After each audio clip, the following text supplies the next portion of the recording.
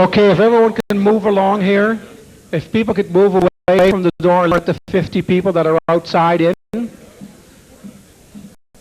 We do apologize for the size of the room. We had no idea there were this many people interested, so we're delighted.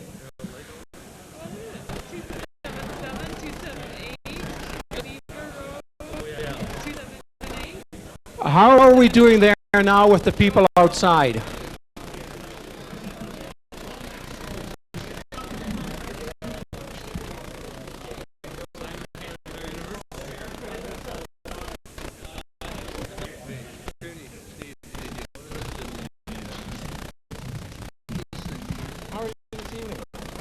Good. Okay, is everyone inside now? Can someone kind of wave at me? No?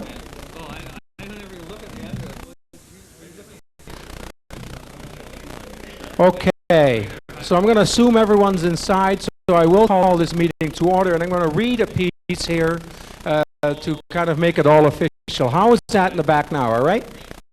Everyone here? Good.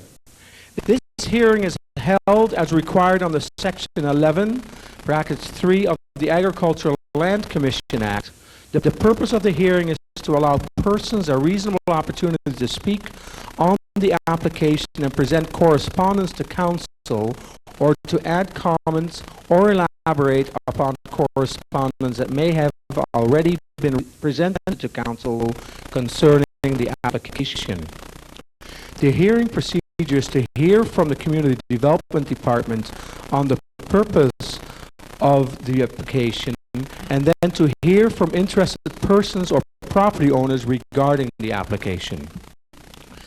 Council's responsibility is to consider the presentations made. Council may ask questions to clarify particular points in the submissions. No decision will be made at this meeting concerning which lands will form part of a formal application of the Provincial Agricultural Land Commission. We'll now have an explanation by Paul Crawford of the Community Development Department. Thank you. I just want to give a brief background on the planning documents that have been in place for the Aldergrove area and surrounding rural area. The community plan for Aldergrove was adopted in 1979, just a few months before the official township official community plan was adopted. The Aldergrove plan is this first plan behind me. The boundaries of the plan for the most part follow the agricultural land reserve as it was then and it still exists. And it has resulted in a very uneven boundary around the edges of the community. Later on in 1979, Council adopted the official community plan for the township, which is the second plan. This plan outlines the urban growth areas for the township, which are shown in yellow, industrial areas shown in the light blue color, and the white areas, which were designated rural, residential, agricultural. In the case of Aldergrove, the urban boundaries around Aldergrove were actually covered a larger area than the official community plan for Aldergrove, showing an intent for future expansion of the urban area of Aldergrove. Specifically, it showed areas north of 24th Avenue and east of 264th Street in urban category, areas east of 272nd Street and north of 24th Avenue as urban growth areas, and some areas up to 36th Avenue north of and the north edge of the community shown as future growth areas. So therefore, the township has intended that a larger urban community be created around Aldergrove since 1979. There is some work started on expansion possibilities for the Aldergrove area in the early 80s, actually 1981, but this work didn't proceed at that time because it was felt that some of the rural issues had to be resolved first. Work in the rural plan was begun late in the 1980s and took about 4 years to complete, and the council adopted a rural plan in 1993. And is the final map here with the green colors. The goals of the plan were to enhance the agricultural viability of agricultural lands in the township, and also to retain and enhance the countryside character of the rural area. The plan took steps to reduce development viability, took steps to reduce development pressure on some of the rural lands by increasing the parcel size in much of the rural area. For example, in the light green area in this map, the parcel size was increased generally from about 4.28 acres in 1993 to 19.88 acres. Of course, any subdivision in this area still requires the permission of the Agricultural Land Commission, since most of the land is in the Agricultural Land Reserve. The rural plan also recommended a number of initiatives to strengthen the rural economy, the agricultural economy of the township, and a number of these initiatives have been undertaken by the Economic Development Commission in the last few years. The rural plan also pointed out some conflicts between the agricultural land reserve boundaries and the urban designations of the Salmon River area and the Aldergrove area. In the case of the Salmon River area, a portion of the Salmon River area was, in the original plan, was designated urban growth area, mainly that area from 232nd to 248th and from Roberts Crescent to about 56th Avenue. The rural plan removed the urban growth designation from this area, which totals about 2,200 acres in total, and replaced it by a policy that this area be maintained for rural residential and agricultural uses. In the case of the Aldergrove area, the rural plan recommended that the boundaries of the Aldergrove plan be reviewed as part of the community plan update. These boundaries of the Aldergrove urban area and options for development of the community have been reviewed for the past couple of years and have resulted in this application to exclude land adjacent to the community from the Agricultural Land Reserve. Graham Farstad, a planning consultant, has been working with the township on this project, and he'll explain some of the objectives and reasons for the application.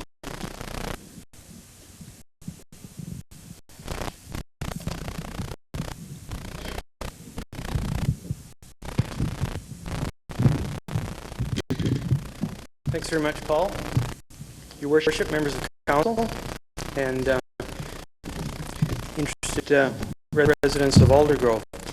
Just like to go over some of the overall objectives that we were trying to identify to deal with this particular application.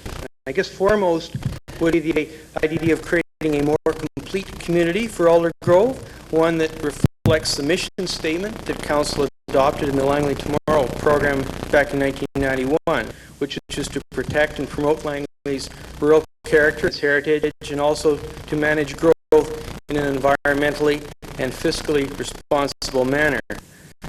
That relates very closely to the rural plan, which was adopted somewhat later on to reflect the values of the rural area, which covers over 75% of the total land area of Langley. In fact, 77% of the total area of Langley is within the Agricultural Land Reserve.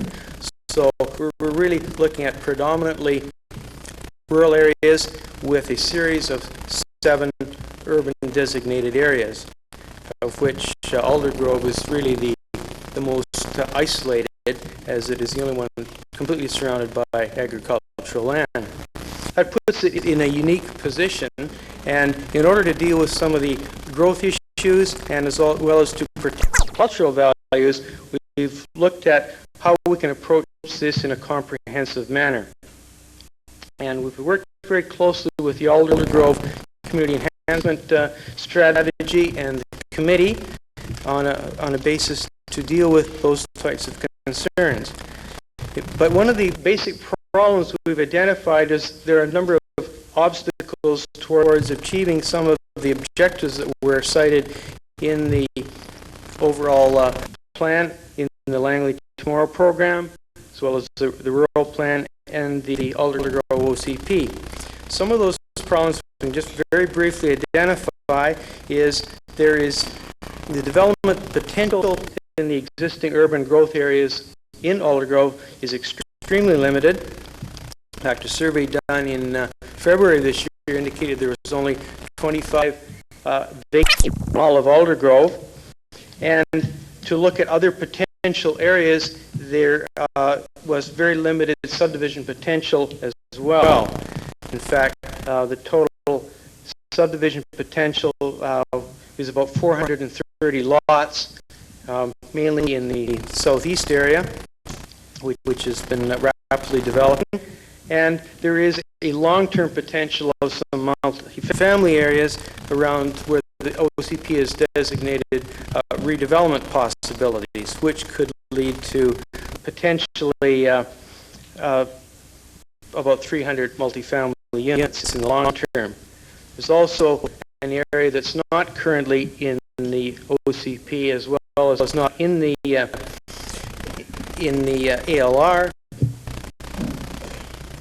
in the order around 67th, just north of 24th, where conceivably some additional development potential could occur. If you add all of those areas up, the total potential, and that's a long-term potential, is about 3,300 people, which represents a long-term availability of about 1/3 of the existing population of Aldergrove. Current growth rates over the last 10 years or so have been averaging around 4%. So even if those potential development areas were to occur, and there's many reasons why they wouldn't necessarily occur for a long time, that is quite a limited potential considering the overall area. Another factor we looked at was the need to look at sewer and water services. The cost of sewer and water is fundamentally related to the serving population, and to deal with some of these sewer and water services, you're really looking at some long extensions of services. And one of the conclusions that arrived at in consultation with the finance department was that a population in the order of 20,000 would achieve economies of scale that are quite significant. Another important factor is park deficiencies to serve the eastern half of Langley, which is the majority of which is the rural area and the Salmon River uplands. And one of the key factors in the master plan that council adopted was the idea of creating a major park to serve that entire eastern half of the township. And presently, we're well served in Aldergrove at the local neighborhood area, but at the community area to serve the needs for playgrounds, fields, a series of ball diamonds and the like, we really have a major shortage. There's only about 9 acres. The plan called for at least 60. So some of these areas, as well as the bottleneck that was identified in a traffic study on the Fraser Highway, have produced a need to look at a really comprehensive approach. And that led to a conclusion as the OCP, the official community plan, was being reviewed for Aldergrove, which was originally adopted in 1979 and has had a couple of amendments, but not a comprehensive review, is that we really need to take a long-term look at where the long-term growth needs for Aldergrove should be. And the OCP update was basically put on hold to deal with this more pressing need of dealing with the agricultural land issue and whether there's some additional potential that should be looked at. Essentially, what we've looked at is 6 different sub-areas. The area between 260th and 264th, north of the Aldergrove Industrial Park, the area between 264th and 268th. On the north side, 268th to 272nd, 272nd to the Abbotsford boundary, the southeast area, east of 272nd, again to the Abbotsford boundary, and then the southwest area, basically southwest of the existing high school and the Kinsman Community Center. There's each one of these areas, it varies in size from a minimum of 38 acres in Area 1 to over 100 acres in Area 5. So there's each one of these areas has been really approached in terms of a distinct characteristics, but it is forming part of an overall package. The reason for that will enable council as well as the Land Commission to review these individually, but recognize that it is part of an overall approach. The conclusions that we arrived at in terms of, first of all, agriculture, because essentially this is an agricultural issue that is being dealt with, is that an expansion of the long-term growth opportunities for Aldergrove will serve a number of benefits for agriculture, one of which would be actually to reduce the boundary between agriculture and urban development by over a kilometer and a half. And the reason for that, as Paul indicated, is we have a very jagged boundary, particularly in the north area, but also in the southwest, where it weaves in and out of different areas. But if the opportunity arises through this application of expanding those long-term growth boundaries, we see potential for reducing that potential conflict and interface, and as I say, by 17% or 1.5 kilometers. It also has a potential of reducing what is called the urban shadow effect by creating a much stronger boundary than we have at the present time. And the idea of a bypass could certainly accomplish that, and accomplish that with also with a buffer to be inside the bypass on the urban side, to allow for pedestrian walkways and trails, and to allow for non-vehicular transportation as well.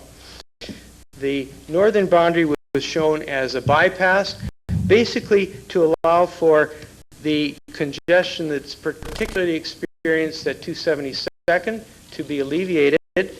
In order to widen that to 4 lanes, you'd effectively have to eliminate much of the commercial development in the core.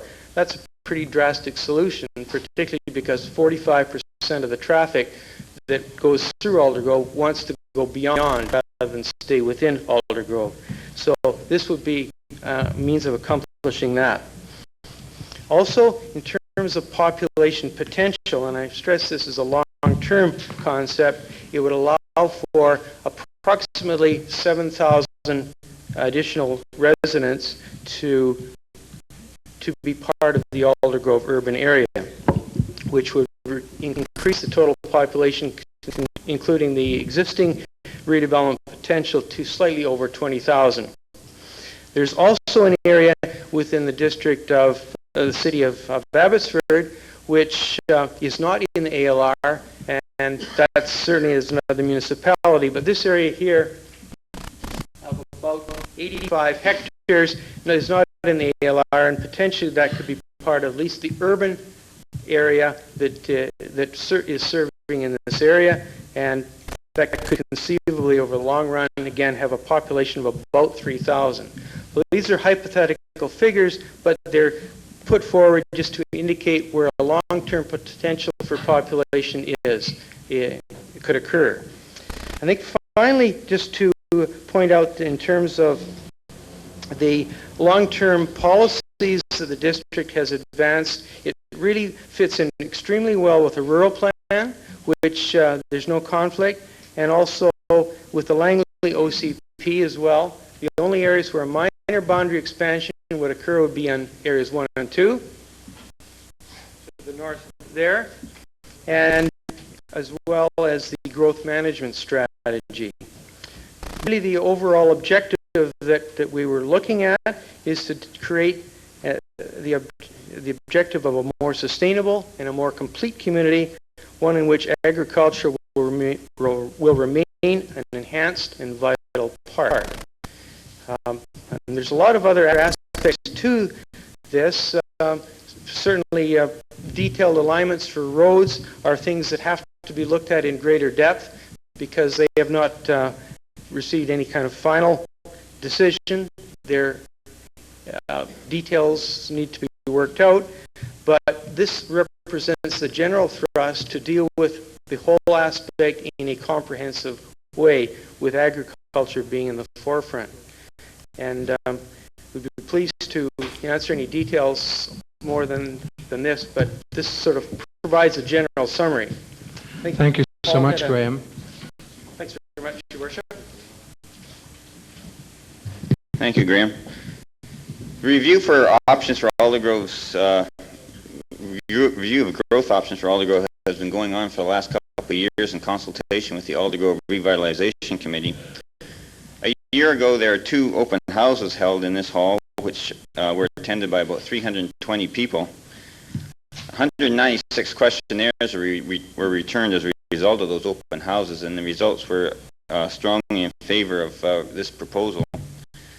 83% of the questionnaires of the people responding favored expansion of Aldergrove's urban area, and 78% agreed that the expansion should be allowed into parts of the agricultural land reserve. And a further 80% were also in agreement with the bypass located to the north of the community. To proceed with further planning in the Aldergrove area, this application was authorized by Township Council. Detailed planning of the community cannot really take place until the boundaries of the future growth areas are determined. After the hearing, Council will reconsider the application and determine whether any changes should be made to the application before submitting it to the Agricultural Land Commission. Following a decision by the Commission, an updated community plan will be completed that includes any areas that have been excluded from the ALR.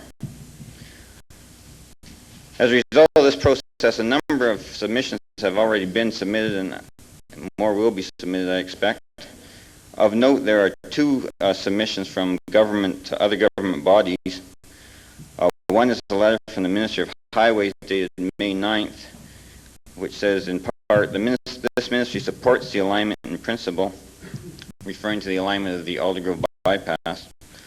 Although we have concerns with details such as the proposed intersection spacings, determining the location for connecting back to the Fraser Highway will require further discussion. As we have previously discussed, we recommend your department contact the City of Abbotsford to discuss the portion of the alignment to their municipality. The application was also referred recently to the City of Abbotsford. In a letter dated June 1st, there's a response that the Executive Committee of Council of the City of Abbotsford considered the Township's request for comments concerning the Aldergrove area ALR exclusion application. Council wishes to acknowledge receipt of the request and has no comments at this time. Abbotsford staff are authorized to attend the public hearing and report back to Council. Thank you. Thank you so much, Paul. So just before we get into the hearing, I'd like to introduce Councillor Heather McMullen, Councillor Muriel Arneson, Councillor Mel Kazitsky, Councillor Steve Burton, Councillor Steve Ferguson, and Councillor Trudy Campen, and I'm John Schultens. So we'll get on with the speakers list, and we'll start off with Lynn Frist, Ron Hunt, Eleanor Parkinson, Gary Kenwood, and Don Bath. And if those people could maybe line up behind Lynn, make your way there in the meantime, that'll speed the whole hearing up. Thank you so much. Lynn, over to you. Sure. Should I start right away? Or? Yes, you might as well. Yes, sure. They'll quietly make their way here. Okay. It's great to see so many people out interested in my community of Aldergrove. First, good evening to Mr. Miller from the Land Commission, who I think is out there somewhere, and to the Mayor and Council. Right in the corner. Okay. Well, at least Kirk will know that there's a lot of interest in the development of the Aldergrove area, and certainly a lot of people here to express that, and we appreciate that. Okay. Kirk, I gather there is one seat. Is one seat, Councillor Burton? You said there was one seat in the middle right here. Is there a seat empty? Would you like a seat, Kirk, or you're fine there? All right. He's an old farmer. He knows how to stand. Okay. All right. Lynn, over to you. My name is Lynn Fripps, and I'm the chair of the Aldergrove Revitalization Committee. And I've lived in Aldergrove for about 5 years now, and I'm involved in a lot of activities that are going on in Aldergrove. The Revitalization Committee is here tonight to endorse the ALR exclusion application based on a number of concerns that have been brought to us by residents of Aldergrove and community groups over the past 4 years. The committee has realized that to achieve a complete community, some urban growth, and therefore an exclusion of some lands from the ALR is necessary. At the same time, community members have clearly told us that any growth must be controlled, of high quality, and occur at an acceptable growth rate, while maintaining Aldergrove's country image and rural setting. The people of Aldergrove don't want 10,000 people tomorrow night. They want it at a controlled growth rate. Residents at the same time recognize a need for an increase in the population to help solve some of Aldergrove's problems. Since Aldergrove's early days as an apple-growing region, there's been a respect for agriculture, and that continues on today. And whatever's done has to respect the needs of agriculture. The Revitalization Committee was initially established in 1990 to address the revitalization of the downtown area. But after meeting with some of the residents and in our group, we realized that there were broader issues of concern. So it was decided that an Aldergrove enhancement strategy should be developed to identify some goals and objectives for meeting the community's many concerns. A number of workshops were held, and out of that workshop arose a list of different issues and problems that were of concern. And some of them were growth related, and that included things like the lack of a current community plan. The existing plan was out of date. Insufficient and a substandard sewage system, problems with drinking water, a lack of retail services that led consumers to leave Aldergrove to go shopping, limited lands for increased housing, for new housing, school overcrowding and lack of a new school site, insufficient recreation facilities and outdoor recreation areas, and unbalanced, what people perceive to be an unbalanced mix of housing types, and increasing traffic on the Fraser Highway. So these major issues pointed to the fact that at the current population and community land area, Aldergrove wasn't large enough to provide some of the needs to the residents. So when the enhancement strategy was finished in 1993, after obtaining some more input from residents and presenting the draft strategies to a number of community groups, the goal of the strategy was determined to be to maintain the country image and rural setting of Aldergrove while continuing to develop a small town that has a viable local economy, meets the needs of residents, and has an attractive country character. The strategy included an action plan, and some of the plans for achieving this goal included: one, supporting the rural plan, which is one of a kind in the province; two, preparing a community plan for Aldergrove, which would provide for controlled and compact forms of development with a higher density of mixed development near the center of the community, and establishment of a green belt around Aldergrove. The strategy recognized the need to exclude some land from the ALR to permit growth, and the public supported this idea at 2 public open houses that were held last June. Thirdly, the strategy considered the need for a Fraser Highway bypass, and residents and some business owners that we polled door to door felt that a majority of the 13,000 cars that go down Fraser Highway every day were not stopping to do business. They were just traveling on through.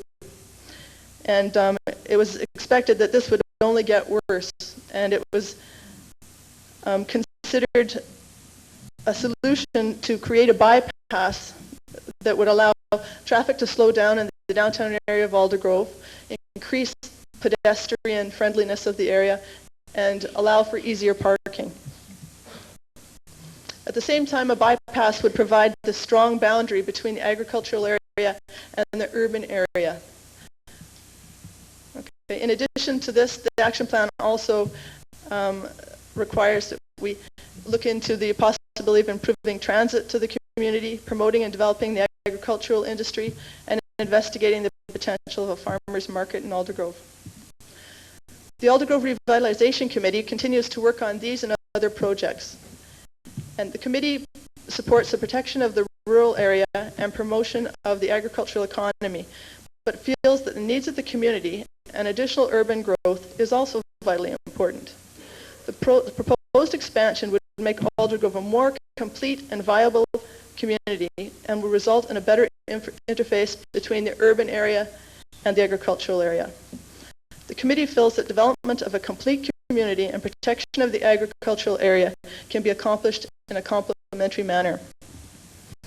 The Revitalization Committee respectfully urges Council and the Agricultural Land Commission to recognize the tight spot that Aldergrove is in and work with us to find a unique way of achieving a complete community while protecting the agricultural interests. Thanks so much, Lynn. Thank you, Lynn.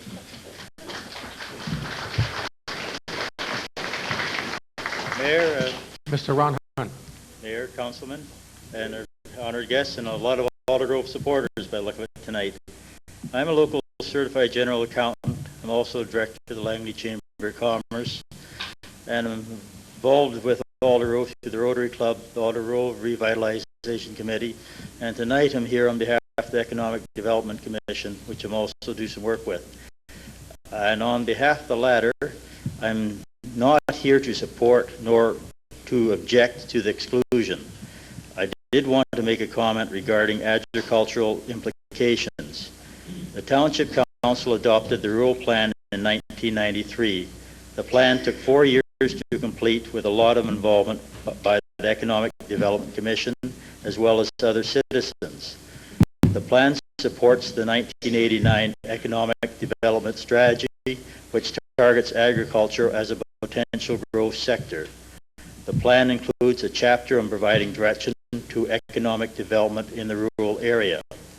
The importance of agriculture as a continuous economic activity and priority is set out in the plan. The work of the Economic Development Commission currently focuses on the agricultural industry as one of 4 main areas of pursuit.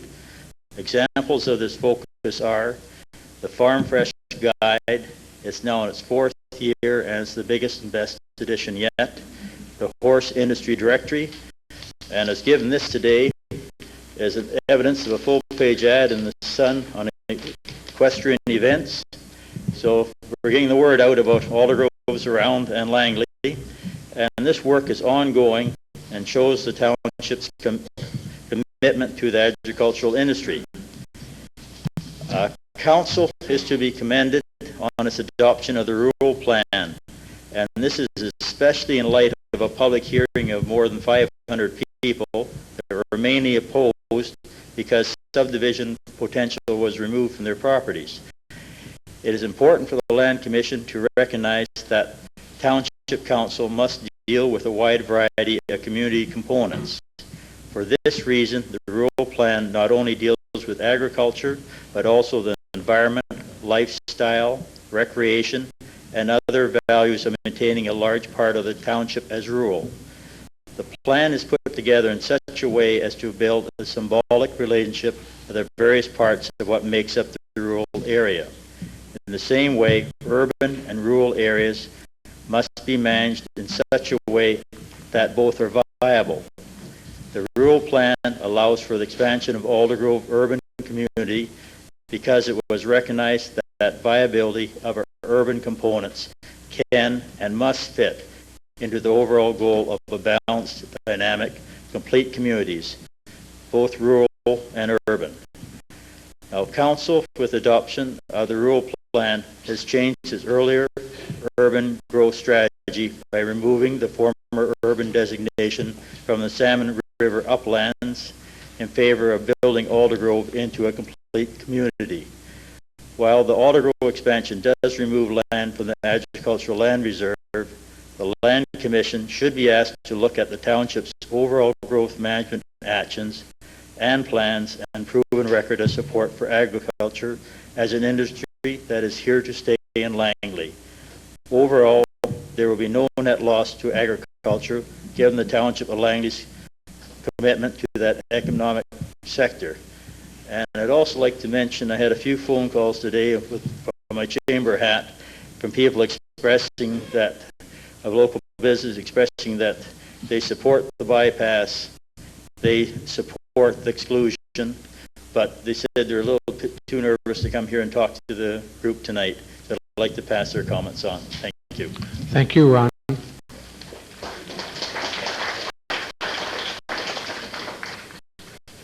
Eleanor Parkinson.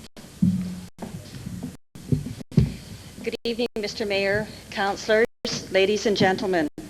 My name is Eleanor Parkinson, and I'm a resident of downtown Aldergrove. I am currently a member of the Aldergrove Revitalization Committee, and I was past chair of this committee from 1991 to 1993. I am currently chair of the Bertrand Creek Enhancement Committee, and I'm also currently a member of the Public Commission on Growth and Planning, although this evening I am not representing the Commission's views. The Township Council appointed the Public Commission on Growth and Planning in June of 1994, and in February the Commission released a proposed directions that proposes essential elements for a new community, planning and development principles, location for a new urban community, and a growth rate for the township. Some of these issues are more directly concerned with the development in the Western Corridor, where the two areas with potential for future urban development are almost entirely out of the ALR. However, the planning and development principles, if adopted by Council, would apply to the Aldergrove area as well. And some of these principles are, number one, a community should include a well-planned mix of land uses to create communities that would provide a full range of housing types, employment, educational and recreational opportunities, and goods and services required for daily living.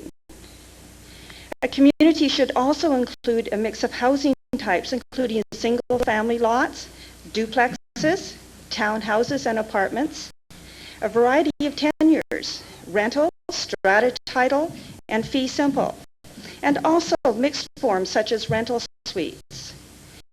These principles will make communities more compact, thus making better use of the land that is available for development. The boundary between urban and rural areas should be carefully planned and designed. We should be able to create a clear limit on urbanization. We would also like to create an attractive edge that integrates Langley's rural and agricultural character into its communities, and also to minimize the negative impacts on existing communities and rural areas. Now, the proposal to use the Fraser Highway bypass, 264th Street and 24th Avenue as boundaries between the urban area and the ALR will provide a stronger and more distinct boundary. The proposal for a publicly owned buffer on the urban side of the boundary will buffer the agricultural and urban uses from each other. It'll also assist in making the boundary a distinct barrier for development, and it will also provide green space for recreational use of residents. A community should provide a balance between jobs and residents by incorporating land uses that provide employment. In most cases, suburban communities don't have enough land allocated to use for uses that create jobs. But in the case of Aldergrove, there is not enough residential land near the community to accommodate the people that could be employed nearby. Aldergrove is the closest community to the Aldergrove and Gloucester industrial lands. In the Aldergrove Industrial Park, almost 60% of the land is not yet developed, And Gloucester Industrial Estates, 90% of the land is yet to be developed. These industrial areas, when they are developed, will employ a large number of people. And additional residential development in Aldergrove would enable these people to live close to where they work, one of the most important components of a complete community. Otherwise, more people working in these areas will have to commute from Langley, Abbotsford, or even other communities further away. The interface between urban and rural areas should be carefully handled to protect the agricultural sector, to preserve Langley's unique rural character, and to protect the environment. The green belt proposed around Aldergrove complies with this proposal, as it would create a defendable green belt adjacent to the ALR. In my opinion, the proposed expansion of Aldergrove meets the principles of the Growth and Planning Commission. And it also complies with the GVRD Green Zone proposal in the draft Livable Region Strategic Plan. And the township's planning policies and growth management strategy, along with the ALR regulations, will protect the character of the rural area and enhance the agricultural industry in the township. 75% of the township will be retained in the rural character. Loss of land for agriculture adjacent to Aldergrove is very minor in comparison to the amount of land protected in the rural area and the support given to the agricultural industry by the township.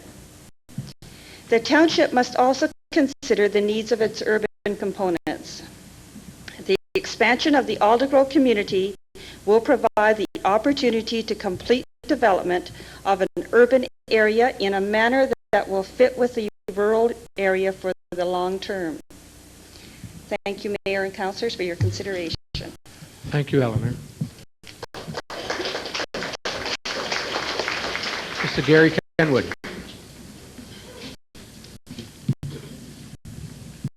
Mr. Mayor, members of council, ladies and gentlemen. I thank you for the opportunity to provide some comments this evening on this proposed application of exclusion of land from the reserve.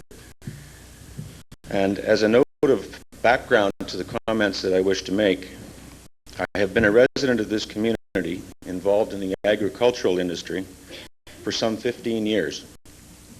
I own and operate a nursery business in the Aldergrove area, located immediately south of sub-area 6 of the proposed exclusion area.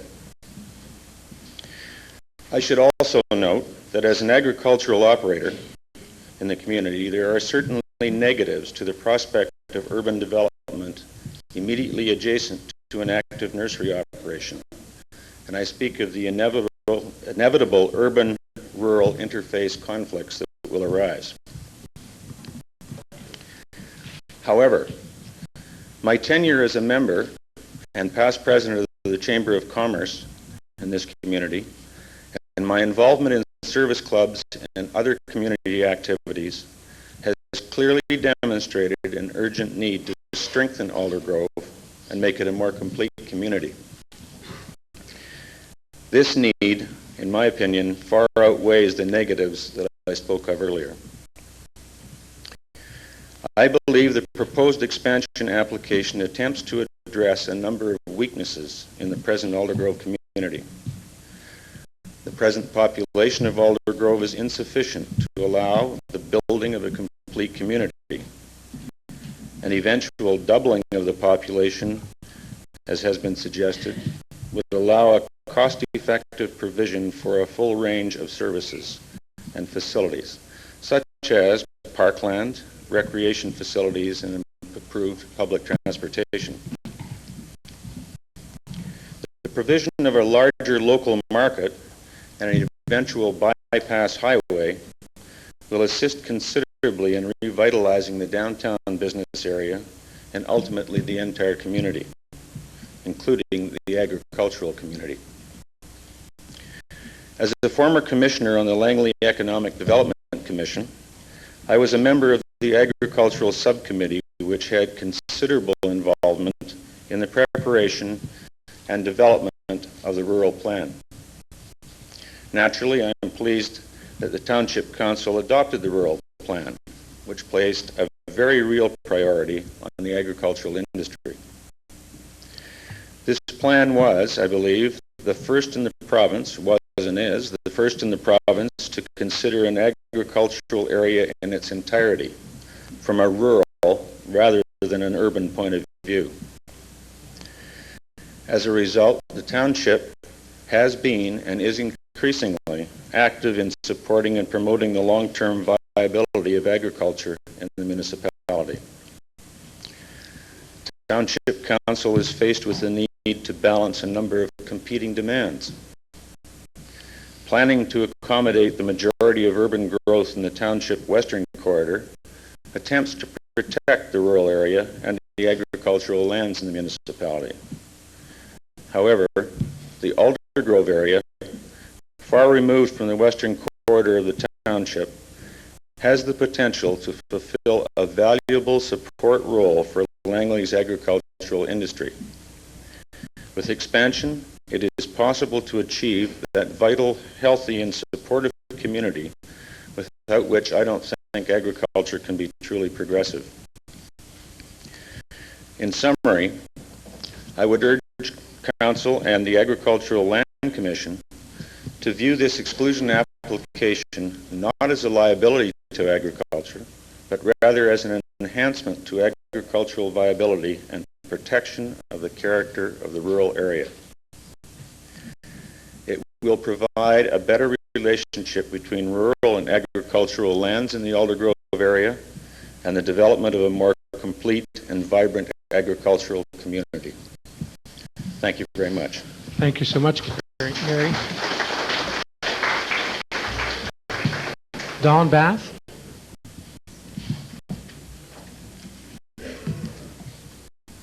Hello. I've lived in Langley for 20 years. I currently live on 259A Street, which is Fraser Highway address. I've been there for 11 years.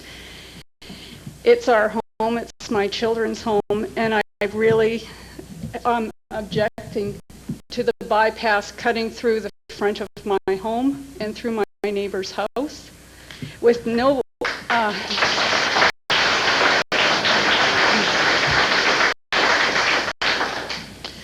when I bought, I checked at the hall to make sure that there were no future plans affecting the property that I was buying, that there were no right-of-ways planned, easements, or silent road extensions. And now I'm seeing a bypass, which I clearly objected to last summer, again, interfering with my lifestyle and with my children, who I've given a stable environment for 11 years, and they did plan on living there for a lot longer.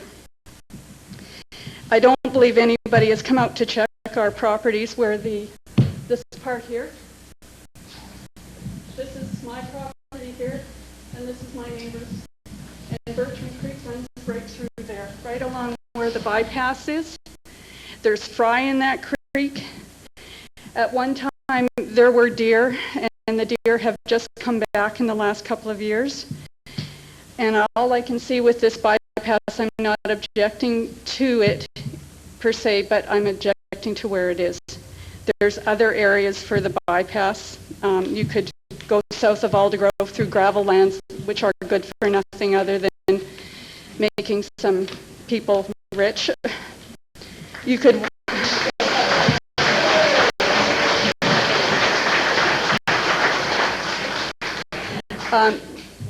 much as I have a lot of friends on 36th Avenue, they do have large frontages, and you could widen 36, have it go across 256 and across a hayfield onto Fraser Highway. That hayfield's been for sale for over 3 years.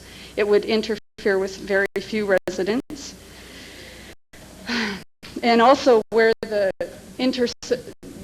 part here is where all the accidents are.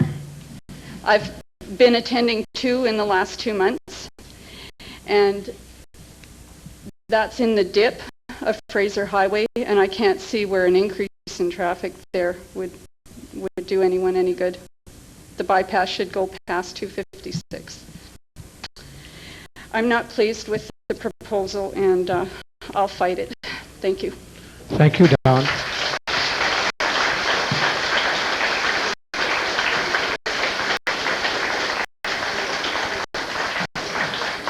Okay, if I could call up Fern Lemire, Sheila Groves, Darlene Sherwin, Shane Dyson, Ian Newby. Fern? Good evening, Mayor and councillors. You'll have to bear with me. I'm a man with no education, but I got enough education to see black spots and white spots, loonies and $100 bills. Could you speak right into the mic, or maybe hold it like a singer? Okay, my name is Fern Lemieux. I've been in Aldergrove for 25 years. We left the city because of health with our family. Now, what bugs me most is that January of 1993, I went to the Municipal Hall Planning Department. I wanted to upgrade our home. I said, anything coming up? They look, short term, no, nothing. Long term, no, nothing. Now, all of a sudden, we get this thing in the paper. Before we get the letter, I was very, very appalled, I'll tell you. Now, this is, like Mrs. Bob said, property is going right through my property. The branch, this branch right here, going right through my property. I remortgaged my home in 1993. Now I got mortgage payments because I had to upgrade our home. I took the word of the municipal. And doing that, I'm all for progress. I'm in the construction business, all for progress. Create work. But this bypass is a slaughter plan as far as I'm concerned, not a progress plan. If, like Mrs. Bath said, there's a hay field going about, let's say west of 256, not even about a half a mile west of 256, for sale for a good 3 years, if not more. Now, you could take that and go right through up to 36th Avenue. You wouldn't have to buy all this land that you're now spending our tax dollars on it. And you're going right through the CFS Aldergrove, which you plan on doing. So if you took from that hayfield, go right down 36th Avenue, widen 36th Avenue, some people will get hurt, everybody gets hurt, but you won't be killing nobody. You won't be taking a home away from nobody by doing so. And so I object to this bypass, the way it's planned. If it can be replanned and looked at it again, maybe I'll vote for it because I'm all for progress. Thank you. Thank you.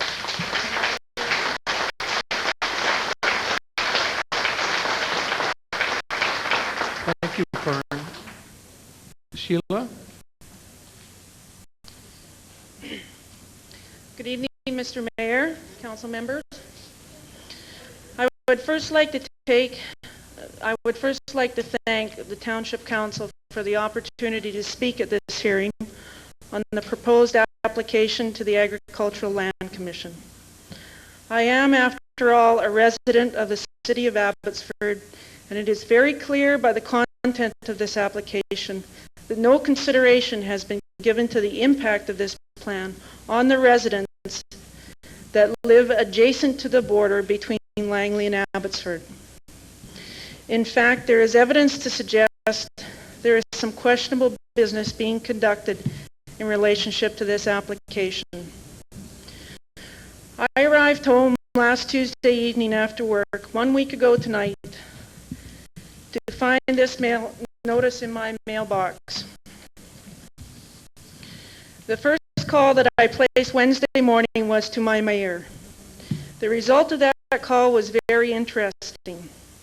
First, let me read you a section of the Township of Langley's application to the ALR, taken from the last paragraph on page 46, and I quote, "The City of Abbotsford's council and planning officials have been consulted extensively with respect to the proposed Aldergrove Bypass," end quote.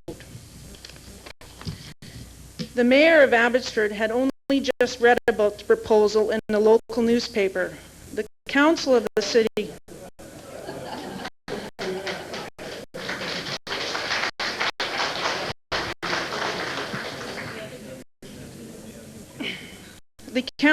city of Abbotsford had not, as of May 31st, had any formal notification of this application that was being prepared for submission to the ALR. And the mayor tonight has a staff member here to obtain further information on this application. This is what is referred to in the application as extensive consultation. Considering the impact this application will have on the residents of Abbotsford, I find this extremely suspicious, to say the least. There is no other conclusion to draw from this, and there is some agenda that the Township Council has to expedite this application with as little input as possible from the parties most adversely affected. I would also like to make it perfectly clear to the Council and to all in attendance tonight that I am not opposed to some growth in Aldergrove. The volume of growth called for in this plan will, I am sure, be addressed by others here tonight.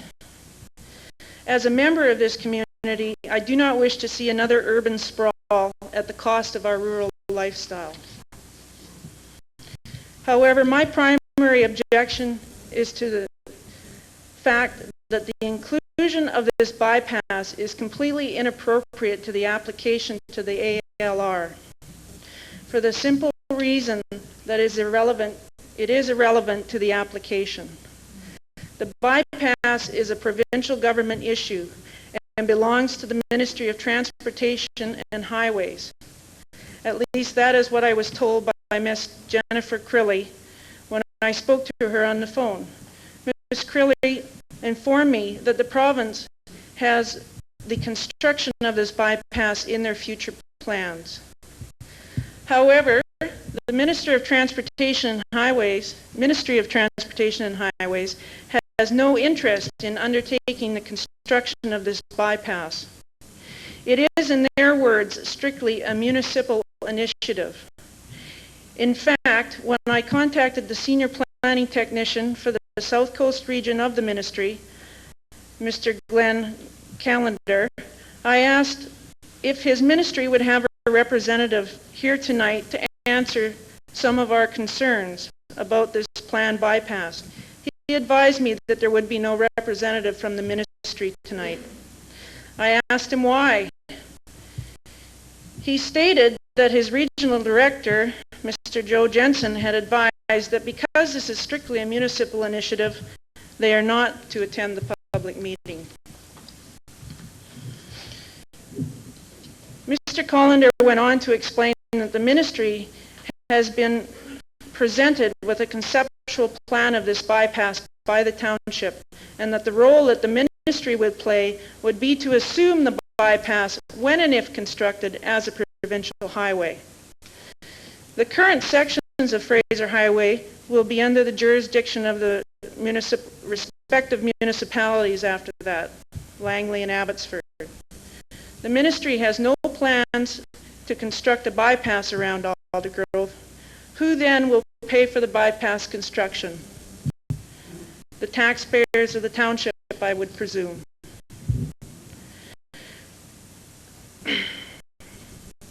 Pardon me. With all due respect to the members of the Aldergrove Revitalization Committee, I find it rather ironic that a committee dedicated to the revitalization of Aldergrove would be in favor of this bypass, considering it will adversely affect the economic survival of the town of Aldergrove for many years after it is built. This bypass could all but destroy downtown Aldergrove. Being a member of this community all of my life, there are countless fond memories to revisit, but I've also seen Aldergrove go through some tough times. Times when the state of the businesses along the highway were deteriorating, when it seemed as if more buildings were vacant and dead than alive. Surely we cannot already have forgotten the impact that downtown Langley suffered as a result of the bypass that was built around the city just prior to 1970. Perhaps many here tonight were not living in the area then to have witnessed the impact that that bypass had on Langley City. Only after 20 years did we start seeing a resurgence of businesses along Fraser Highway and to the south of the highway in Langley City. Are we naive enough to believe that Aldergrove will not suffer even greater economic devastation by removing its only means of exposure to the potential customer traveling through on Fraser Highway? Aldergrove has, over the recent years, taken on the face of a town that has potential to tap into the trade of the passerby, to stop and to visit because there is a quaint character that entices them to stop. Taking that traveler away from the center of their journey will remove those potential customers. Aldergrove will never be a Langley or an Abbotsford. It will not be, in our lifetime, a major shopping area. In fact, that is what we don't want Aldergrove to be. We do not want another urban sprawl at the cost of our rural lifestyle.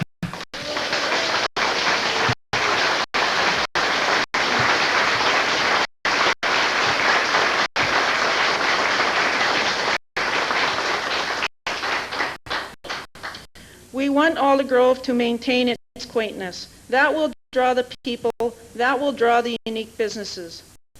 Businesses won't build in or move into poor locations. If you build a bypass around Aldergrove, the town becomes a bad location for many years. Let's not travel back in time. We're all here to see progress. We want this progress to take the correct and most obvious route. If the true purpose of the bypass is to reduce truck and commuter traffic from the town center, where do you think the people who stop in Aldergrove to patronize the business will come from? If the purpose of the plan is truly to strengthen downtown Aldergrove by providing a larger local market, I must question the very validity of the thinking process of the Community Development Division of the corporation by suggesting that they remove the traffic that keeps Aldergrove alive. You have a transportation engineer on staff. Why is your transportation engineer, Mr. Lovegrove, not testing any forms of industry standard traffic calming strategies in and around Aldergrove?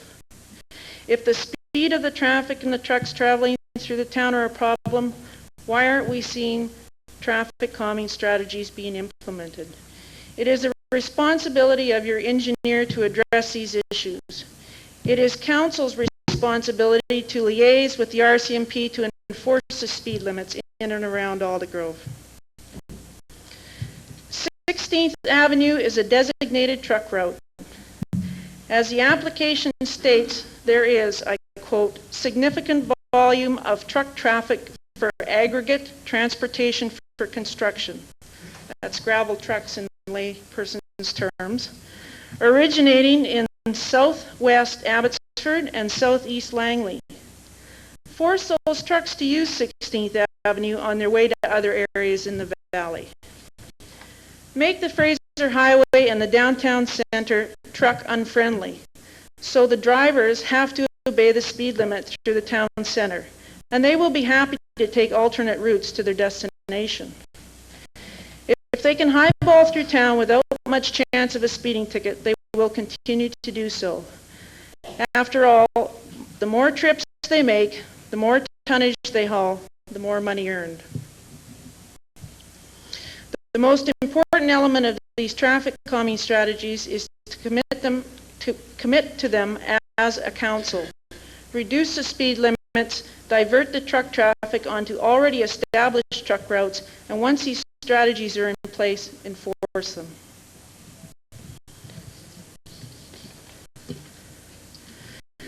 I also have some very personal reasons to speak to you tonight. For 34 of my 38 years, I have called Aldergrove my home. Although I actually live in what is now referred to as the city of Abbotsford, just a few kilometers east of Aldergrove, I have always felt that Aldergrove is my community. Municipal boundaries meant nothing more than I had to attend school in Abbotsford. I have grown with Aldergrove. Until 2 years ago, when Canada Post imposed an address change and postal change, my address was Aldergrove, BC. I shop in Aldergrove. My family and I help provide economic support to Aldergrove businesses. Both sets of my grandparents settled in Aldergrove. Both my parents were born here and still live here today. My family story is published in the Aldergrove Historical Society book called The Place Between. I am a third-generation member of this community, and I am ashamed of this proposal. Ashamed that my now elderly parents, both with failing health, have to suffer from the inappropriate action of this irresponsible council to propose such a plan without consideration of the residents that are just as much members of the Aldergrove community as those who live within the political boundaries of the township of Langley.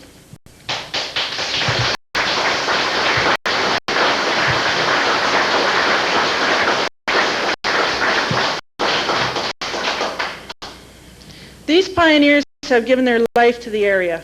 Everything they have worked hard for all of their lives will be lost. You cannot imagine the anguish that they are suffering at home tonight, unable to attend to voice their own objection to this proposal. They are home tonight. They are at home tonight, the home that this proposed bypass will literally travel within a few feet of their back door.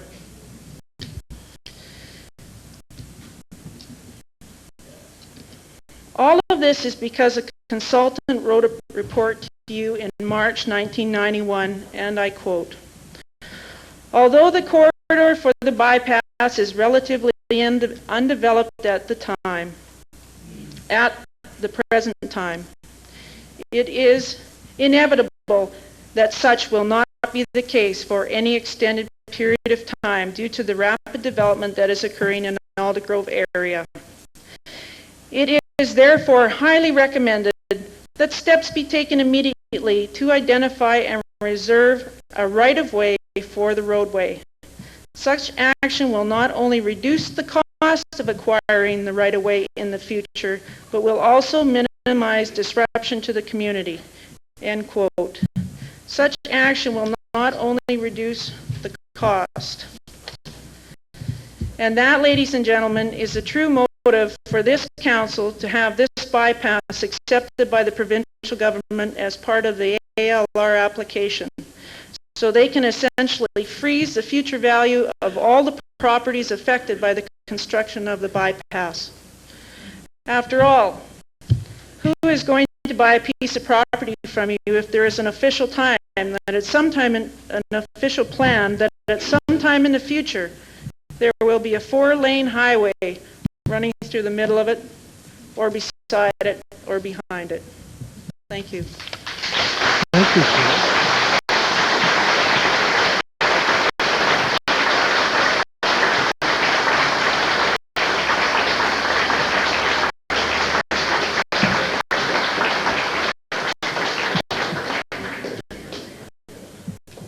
Darlene Sherwin.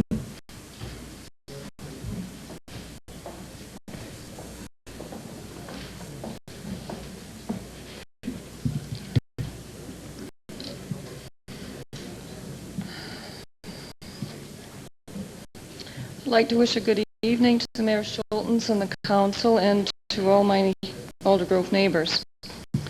My name is Darlene Sherwin, and my husband and I have lived in Aldergrove for 14 years. And sorry. My name is Darlene Sherwin. My husband and I have lived here in Aldergrove for 14 years, and we are actively involved in our community, sitting on the Revitalization Committee, the Bertram Creek Subcommittee, the newly formed Aldergrove Neighborhood Services Society, and the Aldergrove Heritage Society.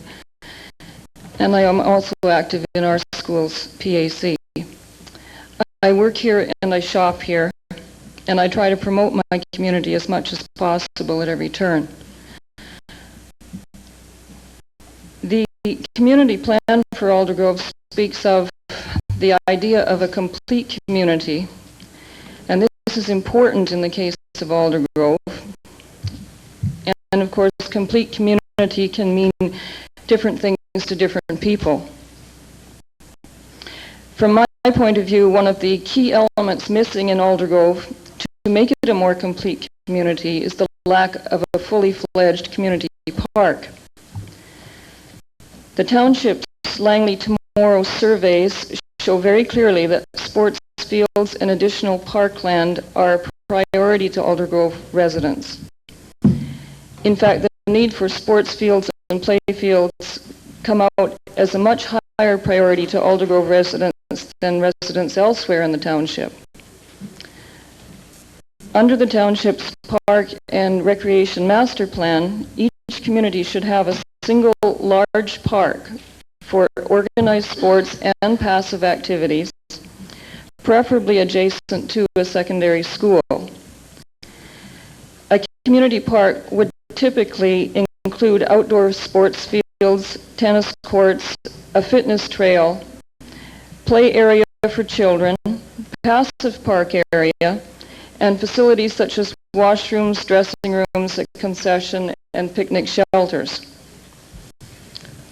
Now, development of a community park in Aldergrove is extremely important, I think, for the health of the community, and especially for the youth of Aldergrove and the surrounding rural area. We know that a site of approximately 60 acres is the standard for a community park and a secondary school.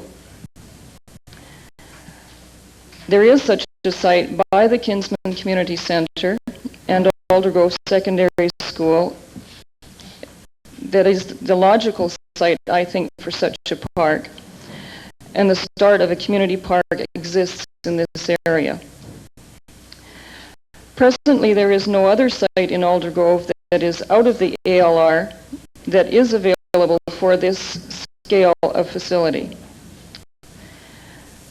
I think the site in the ALR proposed in the area south of the Kinsman Community Center is probably the best location for that community park. I would like to extend my appreciation to council in their efforts in this regard, and I hope that my neighbors will make sound consideration of some of these proposals. I hope the Land Commission will consider not only the agricultural issues, as important as they are, and the need to protect farmland, but also the importance of building complete communities that include adequate recreational services for residents, especially since the Aldergrove community serves both an urban and a rural population. Thank you. Thank you, Darlene.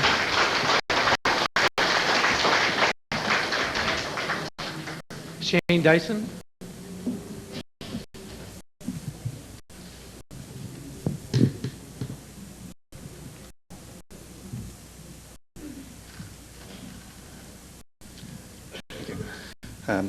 Council members, I feel compelled to express my concerns about this proposal.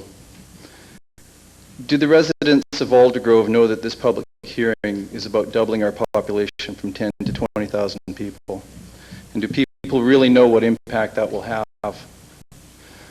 I was one of the 320 of the over 10,000 people living in Aldergrove who attended the open houses held last June. I was very disappointed by the turnout, as I'm sure that you and members of the municipal staff were. Only 3% of the population turned out to learn about the massive changes being proposed for our community. And of those who came, only 200 filled out the survey. I'm shocked to see the Township Council and Planning Department are now putting forth a proposal to remove 500 acres from the ALR on the basis of support from 160 people, representing less than 1.6% of Aldergrove's population. More fastidious polling is used in neighborhood pub applications. When dealing with such a small representation, what assurance can you provide that people who stood to profit from this proposal didn't fill out more than one questionnaire? I have several concerns about the proposal to remove land from the ALR and put a bypass around the town center.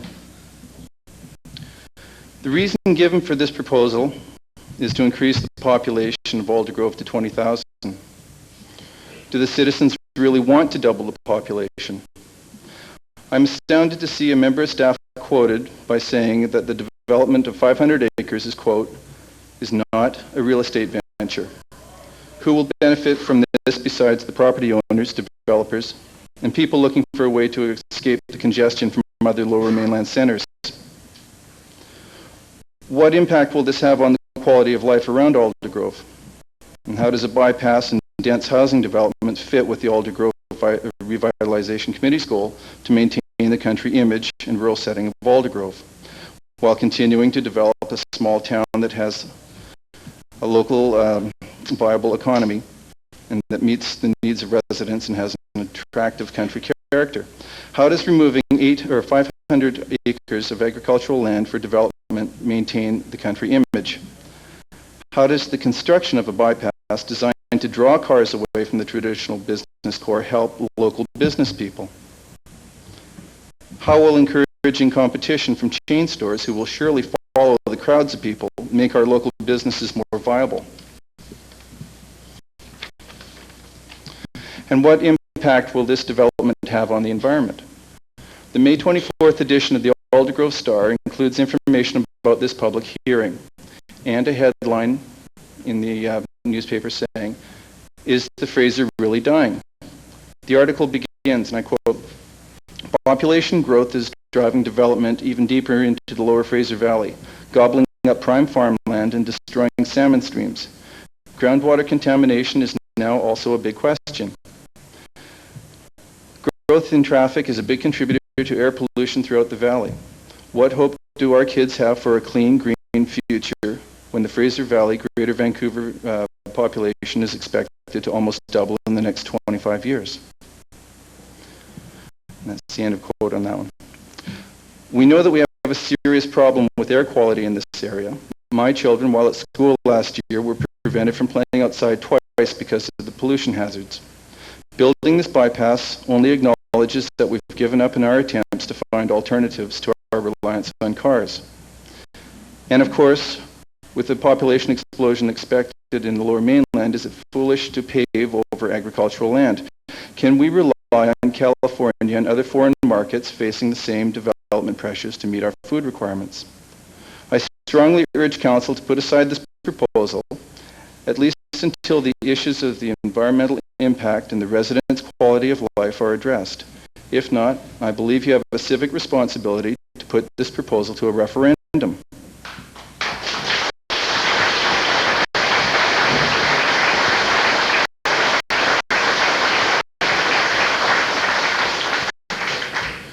The wishes of less than 2% of the population should not be or provide the basis for a plan that will forever alter our lives and the lives of many generations to come. That's the prepared text. I'm not a member of a particular committee. I don't belong to a lot of things. I'm not a particularly good public speaker and I don't enjoy this. But I'm speaking from the heart and I'm speaking from my children. So I would ask you to review this again, please.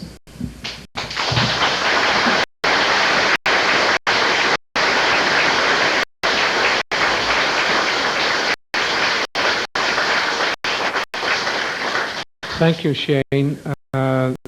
Ian, newbie. Okay, and if we could have James McNamara, Ken Barrow, Brent Hallberg, Earl Friesen, and Nelson Collin maybe work their way up to the behind the speaker.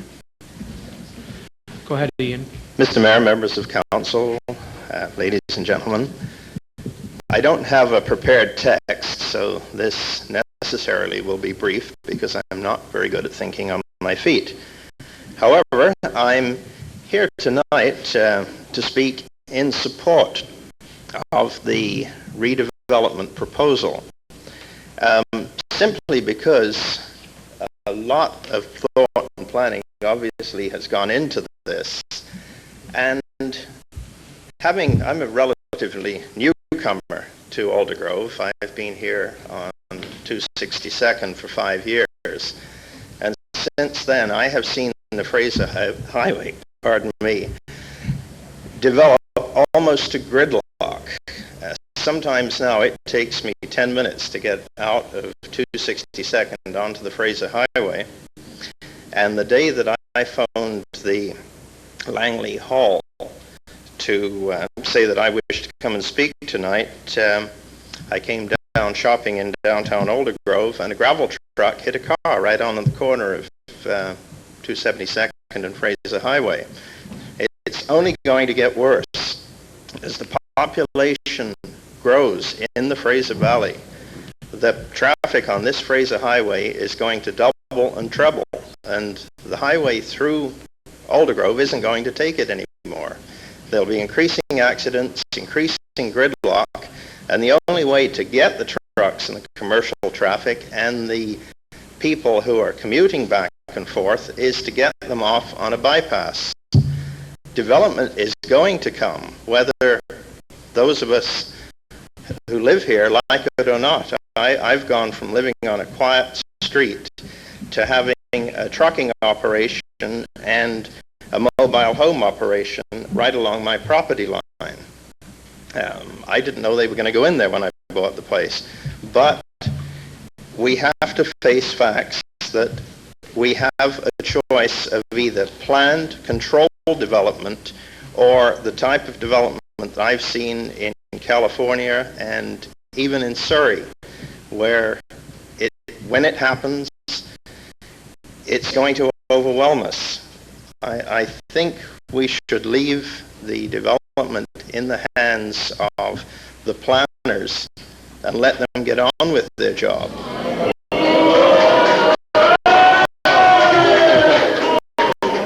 I didn't think that was going to be popular, but I missed the public meeting last year. I was in France for the 50th anniversary of D-Day. My parents live in a historic village, Charmouth, near Bridport in Dorset, and they were having this same sort of town meeting and bypass, anti-bypass thing going on just before I went over to France. And the signs in town were saying no bypass, no bypass. Well, while I was away, apparently a 16-ton truck lost its brakes on the hill through Charmouth and stuffed itself through the local pub. And when I came back from France at the end of June, the signs all said bypass now, and which in fact has happened, and it seems to have been a great thing for Charmouth.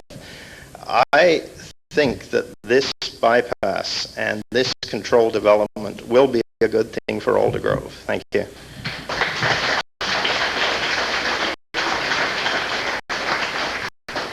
Thank you, Ian. James McNamara.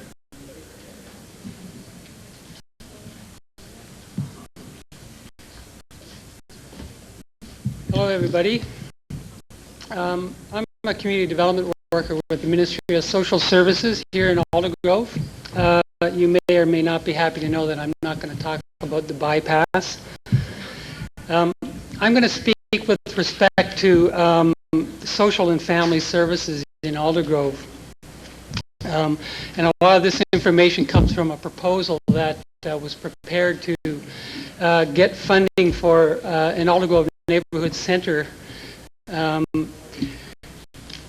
Now, some of the problems that seem to have beset Aldergrove over the years were a fairly high rate of transients due to a high demand for rental property. That was my understanding when I tried to get some information. What I found out is that Aldergrove has significantly different demographics than the rest of the township. Based on the 1991 census, you can see that there are some distinct things about Aldergrove. And these different demographic variables are relevant to at-risk children. And at-risk refers to such things as poverty, abuse, neglect, unhealthy homes, so on and so forth. For example, 16% of Aldergrove families had single parents compared to 8.5% in township as a whole. 12% of Aldergrove families were low income compared to 6.3% in the township. 31% of Aldergrove dwellings were rentals compared to 17% in the township. In essence, these differences resulted in a higher need for some services in the community compared to the township as a whole. In other words, there is a higher proportion of at-risk families. The problem here also is that there are no services in Aldergrove to speak of. Many basic services are lacking. For example, in British Columbia, there are 23 physicians per 10,000 population. In Langley, there are 11 per 10,000 population. In Aldergrove, there are 3 physicians per 10,000 population. It took many years of lobbying to finally get a biomedical lab in town. The local Family and Child Services Office of the Ministry of Social Services does child protection. And when I inquired about the schools in the Aldergrove office's jurisdiction, which is 27 of them, I was told that the top 2 schools in terms of child welfare complaints of the 27 are in Aldergrove. They're Aldergrove Elementary and Shortreed. A distant third in that large area is Parkside, which is also in Aldergrove. In the school district as a whole, I was told that there are 4 schools that are considered to have a significant number of high-risk families. I wonder what the relevance of all this is. I find your train of thought. Excuse me. Everyone's got a right to speak. This is a public hearing. The gentleman has the floor. Thank you. Of those high-risk schools, 2 of them of the 4 are in Aldergrove, which soon leads me to my point, sir. A recent inventory of services that was done for a larger area of Ministry of Social Services found that there are significantly more services for the population in Surrey, with less in Langley, and even less in Aldergrove, and that's a percentage of services available for these people. Moreover, of the services that are available for people in Aldergrove, few of them are located here. 1/3 of the people who use Langley Family Services, Langley Youth and Family Services, Langley Probation and Family Court Services come from Aldergrove, although Aldergrove represents only 10% of the population of Langley.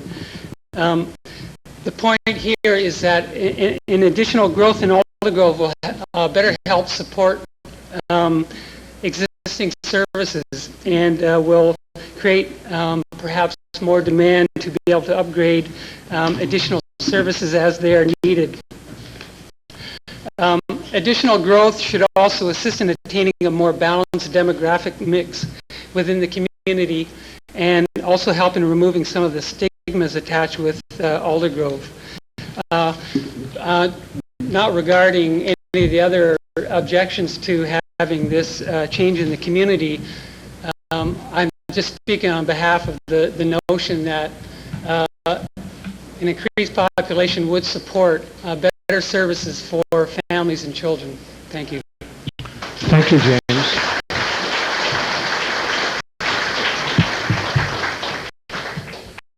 Mr. Ken Barrow?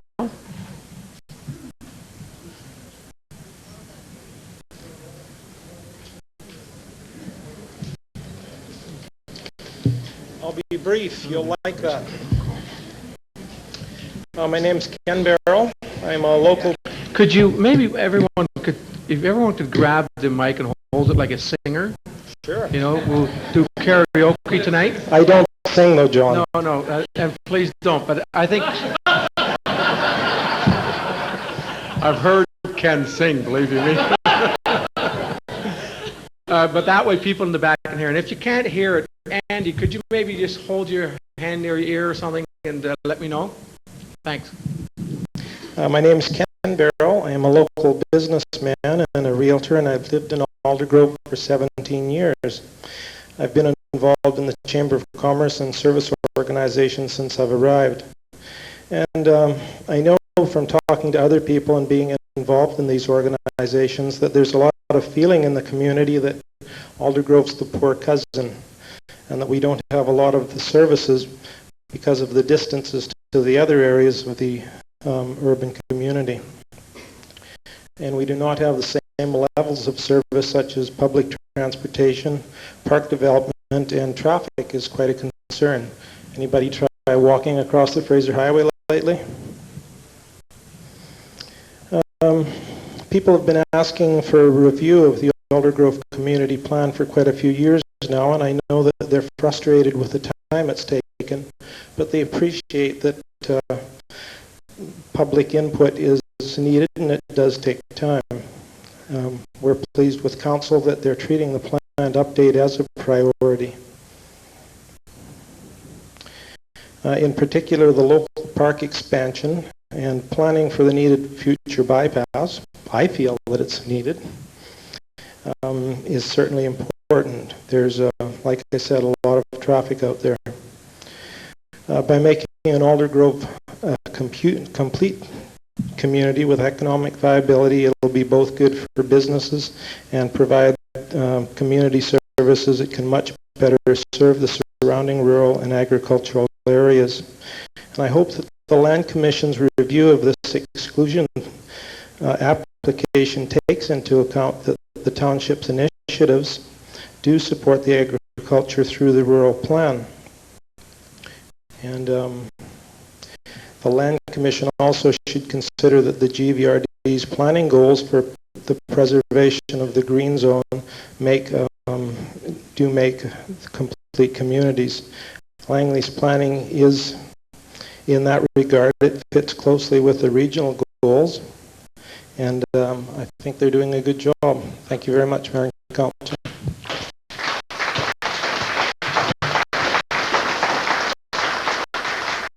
Thank you, Ken. Brent?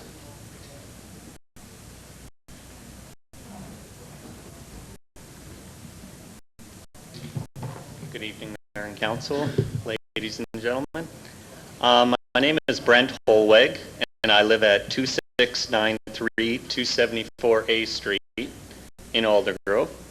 I'm here on behalf of Residents for Responsible Development, and we're currently involved in trying to preserve and enhance a wildlife area within Zone 6 that borders the Bertrand Creek in South Aldergrove. Residents of this area have expressed deep concern for the loss of the natural habitat of the birds and animals. This particular location has a wonderfully abundant and diverse ecosystem. Any development taking place will certainly destroy the natural habitat and cause irreversible damage. We are not proposed to releasing land from the ALR for expansion in Area 6. However, within this particular location, a forest exists. The potential for this area is immense, and the wildlife area should receive Council's utmost attention in considering any future development. The incorporation of a nature area and trail are just two enhancement options that we wish to see develop. The incorporation of that trail could well extend north through the Jackman Manor Seniors Home and into the downtown Aldergrove area. The trail would alleviate some traffic congestion in the Fraser Highway and 272nd corridor by providing an opportunity for foot traffic. Residents for Responsible Development wishes to see a sustainable living area established for the wildlife and our community.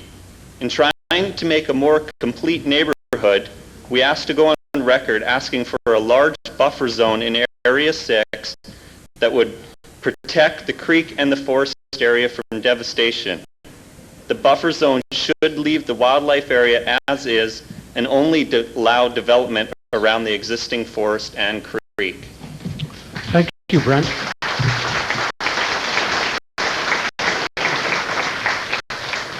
Earl Friesen.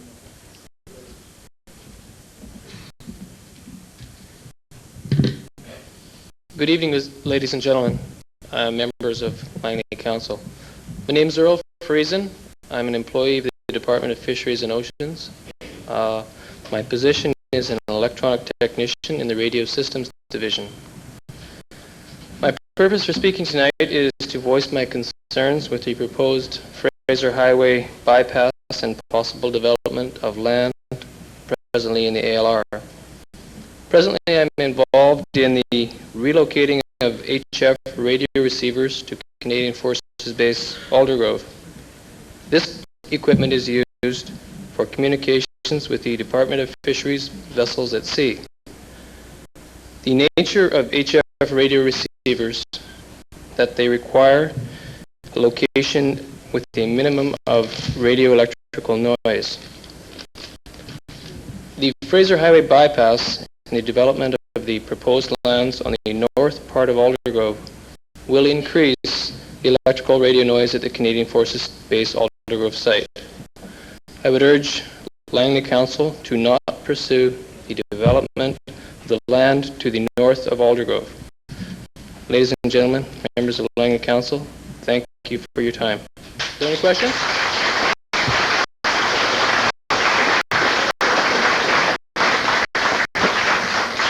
Thank you, Earl. Were you speaking on behalf of the Department of Defense? Yes, I am. Okay, thank you. Yep.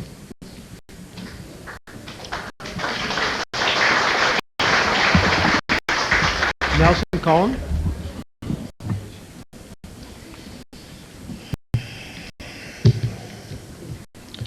Good evening. My name is Nelson Collin. I'm involved with the Revitalization Committee, and I've been involved for a few years now. I'm also a resident of Aldergrove. I've been here for 6 years. I had a speech prepared, but I will go with my gut feeling instead as a resident, so it's on me only. I think, yes, we do need to look at growth. From what I can see, we have a big problem with the traffic. Running out of land to do about anything you want to do, like build more houses if you need to, or parks. We do need to look at the future, and I think this is a good start. That's all I have to say. Thank you, Nelson. Wondering if we can have Slavko Obravek, Joseph Kozik, Peggy Hunt, Bruno Giacomazzi, and June Wilson. If everyone could work their way towards the mics, and we'll start off with Slavko.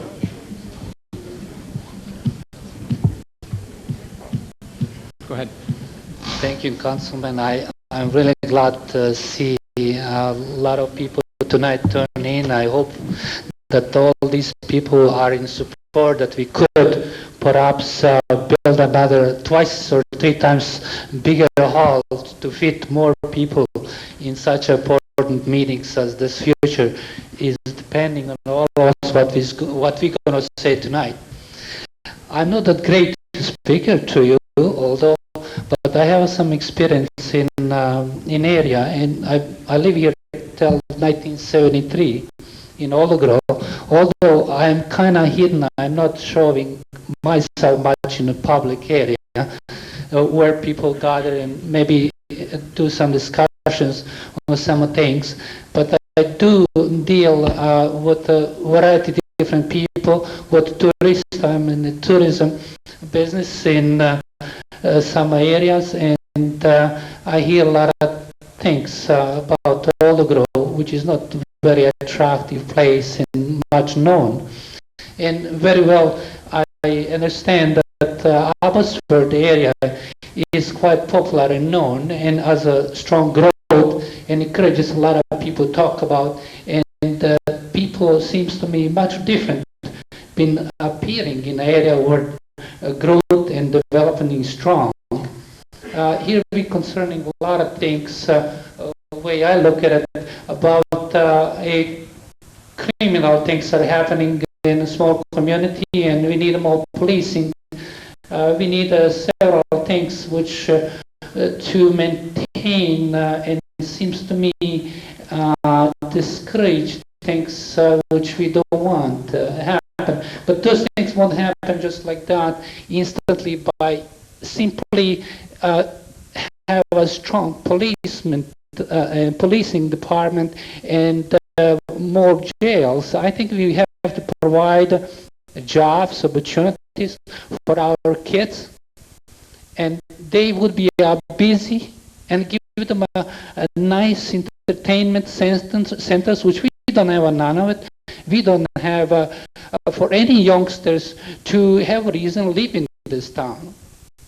There is no jobs for them, really. We have a technology, we have smart kids today in school, universities, but they leave this town. And I have noticed it myself. That's not very nice to look at it. We have a few people here, which I hear tonight, speaking about their properties, and we don't want help through our backyards. But these people are well established and perhaps working in a government places. They're not people who really concerns about the future children. They just want to guard themselves and live comfortable lives on agricultural, near agricultural, have a nice view, and etc.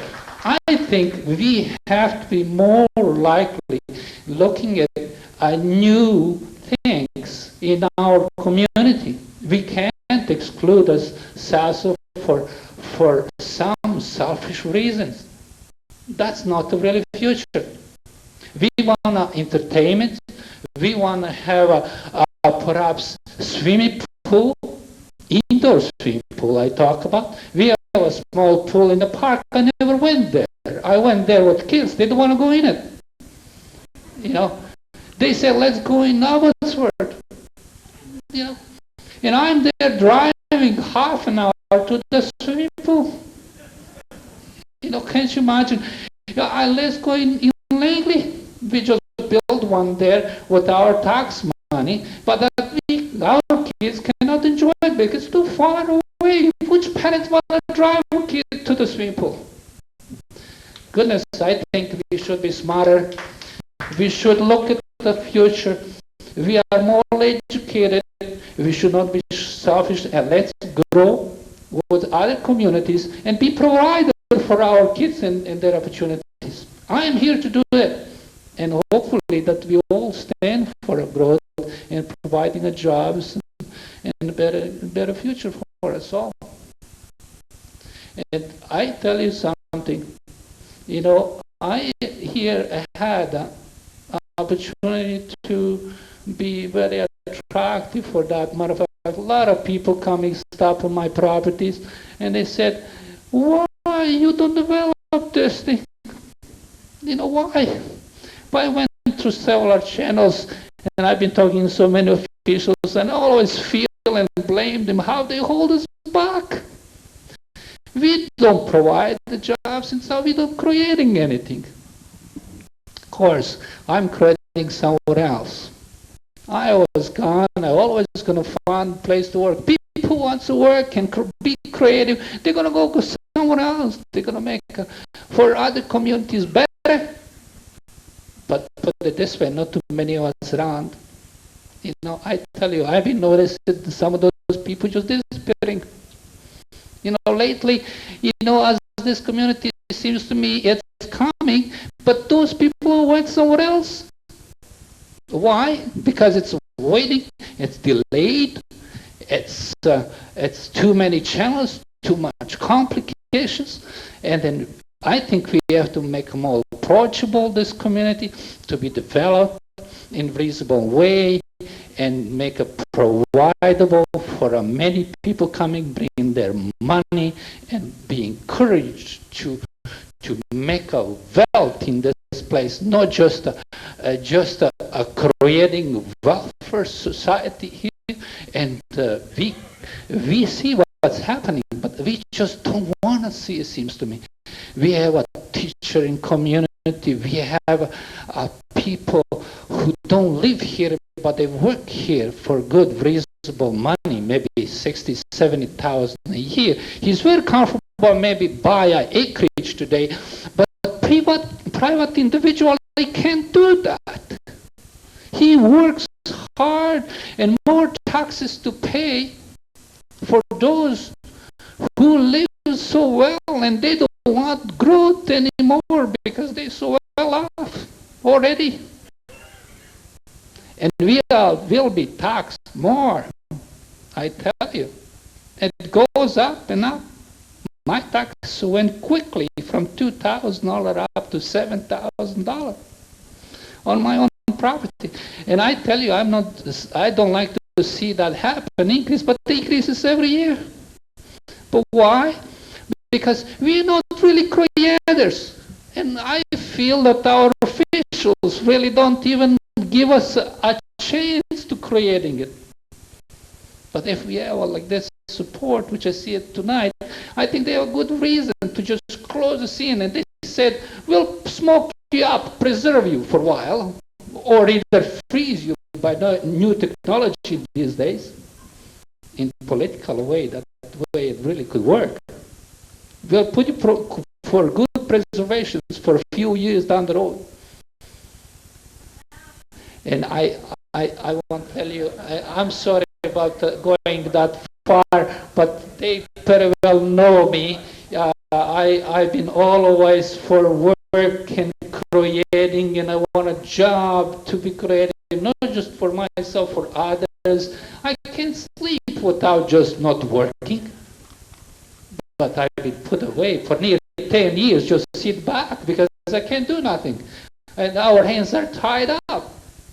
And I want to see this community plan go ahead badly. Maybe we don't want roads going through our backyards, but we also have to think we have to accommodate some growth which we needed, and also that we would perhaps have to sacrifice some of the things which might not like it. And I thank you to councilmen that they had giving us opportunity to speak on behalf of this, our future, and hopefully you all support it. Maybe this bypass not in the right place. I thought myself, existing roads may be more economical instead of buying the raw land, which might be too expensive to put it in. But if our engineering department and our planners, which have perhaps more experience than I and others, maybe that's the way we should go. Thank you. Thank you, Slavko. Joseph? Yes, Mr. Mayor, members of council, ladies and gentlemen. I'm just a landowner in an area right in here, just basically in what is today called Western Abbotsford.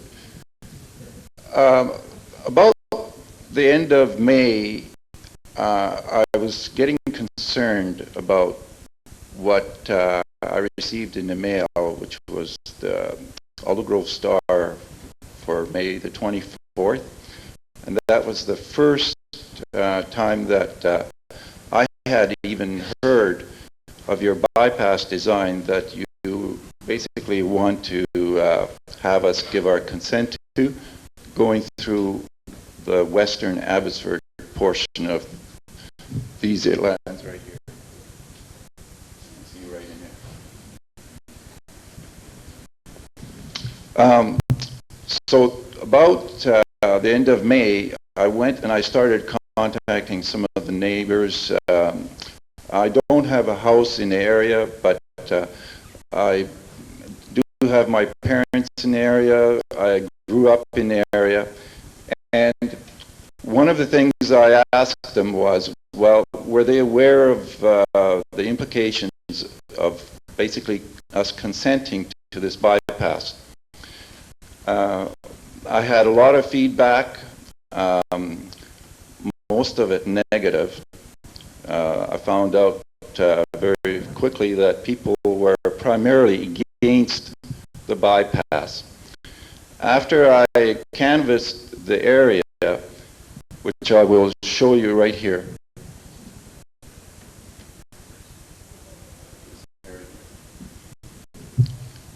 and I had a pretty good indication that there was a consensus against this particular design of your bypass that you wish our consent on.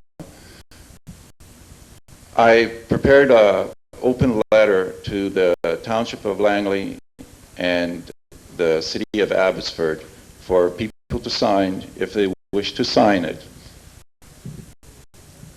I started with some of the people who were most affected. Those were the people who would have been hurt by your bypass design the most. The gentleman who owns the largest acreage, which is the 11 acres, right in here. I've tried to contact him. He couldn't sign on. The gentleman and his wife were on a business trip in Europe. As far as I was told, he wasn't even aware that anything was occurring in the area. He wasn't notified. I've been told by Jennifer Crilly that that is standard procedure, and that all that's required is just a public notice in a local newspaper, which makes things kind of difficult for basically a person who owns the land, even though he happened to be living in Montreal. So one, I got an indication that people were opposing the bypass location. I prepared this open letter, and they started to sign on. And it resulted in 28 names of people who own 29 properties in the said area. I think what I have learned from this whole process, and I've never done anything like this before. I don't normally get involved in these civic matters at all. This is the first speech I've ever given to anybody. But what it has done, it is the feedback from the people have really encouraged me to continue. And we're going to be canvassing other landowners in the area, and we're going to get them to sign on too. And what we object to is that this bypass is being proposed without any representation from the people who happen to live in the area affected by the bypass being consulted. Nobody has come to us from the Aldergrove Revitalization Committee asking us, how do you feel about having a major bypass go through your area? Instead, the Township of Langley has went to a great length to spend a lot of the taxpayers' money to come up with this proposal. Now, yes, there were open houses held. Okay, we attended the open houses on June 14th and 23rd, I believe, of 1994, and we were asked to basically fill out a questionnaire.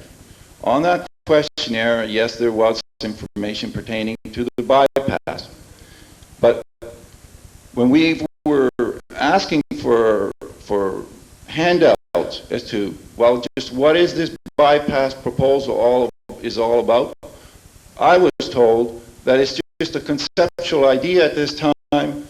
Don't be concerned with where it would be located.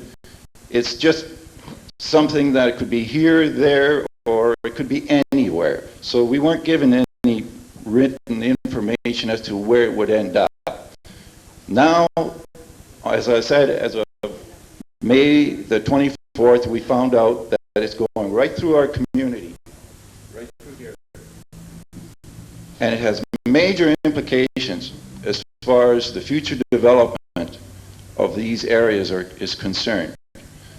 And for us to give our consent, I believe that the Township of Langley's Planning Department is asking us too much in the way of, like, we're all in favor of development of Aldergrove. We are even in favor of some kind of a bypass, whether it goes to the north or to the south. But we want it to go around our community so that we get the same benefits concerning development in the area, and we're talking about balanced mixed development.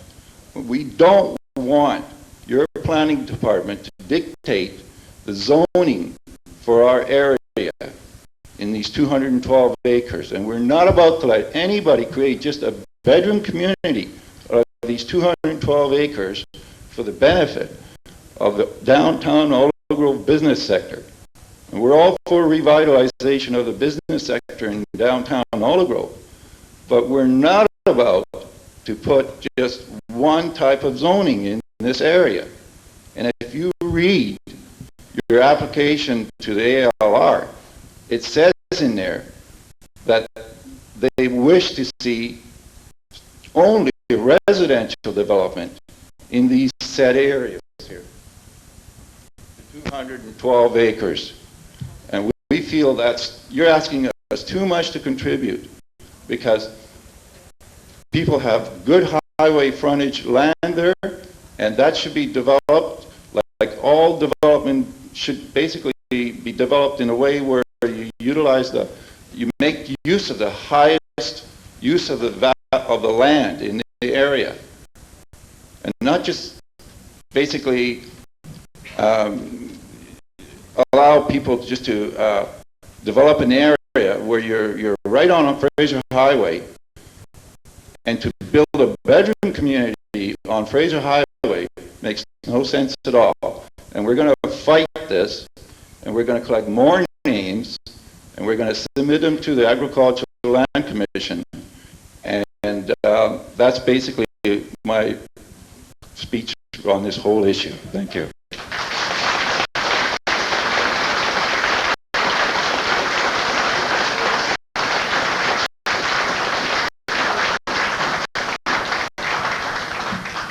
Thank you, Joseph.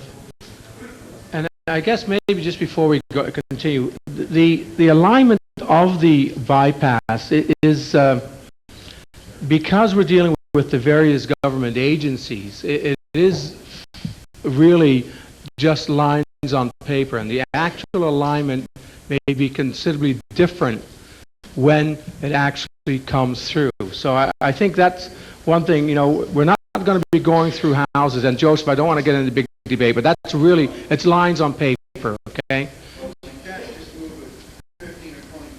No, no, granted. No, granted. Thank you. Let's continue here. Peggy Hunt. Mayor Schultens, council, friends, and fellow citizens of Aldergrove. My name is Peggy Hunt, and I've lived in Aldergrove for 17 years. I'm speaking on behalf of my friend, Mr. Izaki, and his family, because they are not comfortable speaking in front of a large group. The proposed bypass is running directly through Mr. Hiroshi Izaki's farmland, home, and livelihood.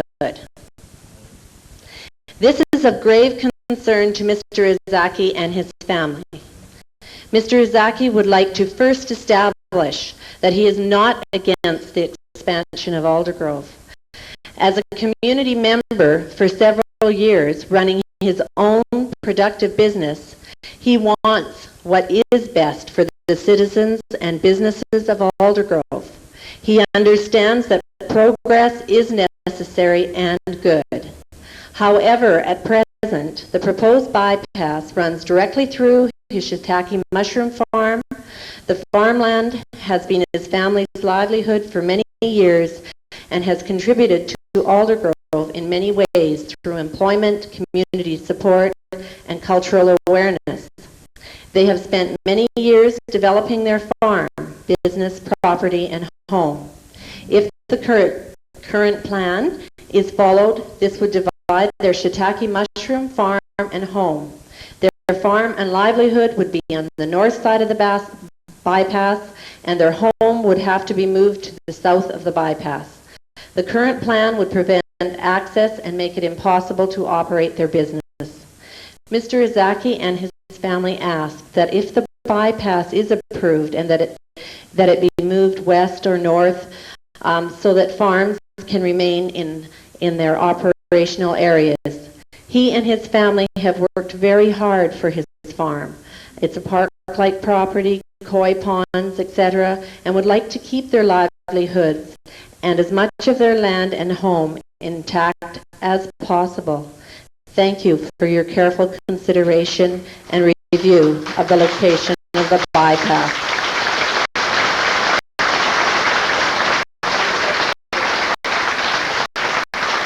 This is his house. There's about 8 shiitake mushroom barns there. There's also a mushroom barn there, and there's also another residential building there. Thank you very Peggy. much.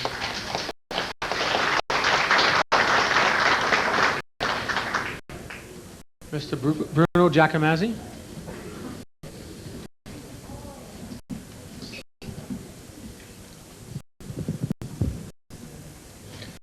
Mayor Schultens and Council, ladies and gentlemen, my family and I own and manage a large diversified farming operation from our main residence at 149 264th Street in Aldergrove.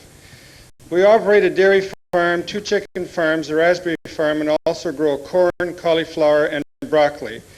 Therefore, I feel quite confident and very comfortable in speaking to you regarding the subject before us this evening. I came to the Aldergrove area and 149 264th Street with my parents in 1938 as a babe in arms. I grew up in this district, attended Patricia School, Aldergrove Elementary School, and in 1954 graduated from Langley High School majoring in agriculture. Farming has always been my blood, and I can honestly say I feel it's a fantastic way of life. A way of life that needs to be preserved.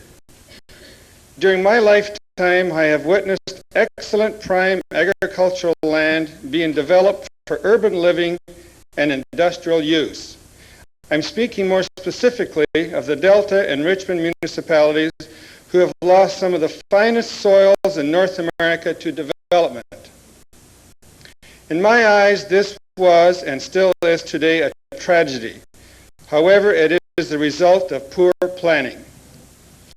Personally, I became very interested in the future of the township of Langley when I was asked to represent agriculture on the Langley Economic Development Commission. It was during this time that the rural plan was developed and adopted by the Township Council.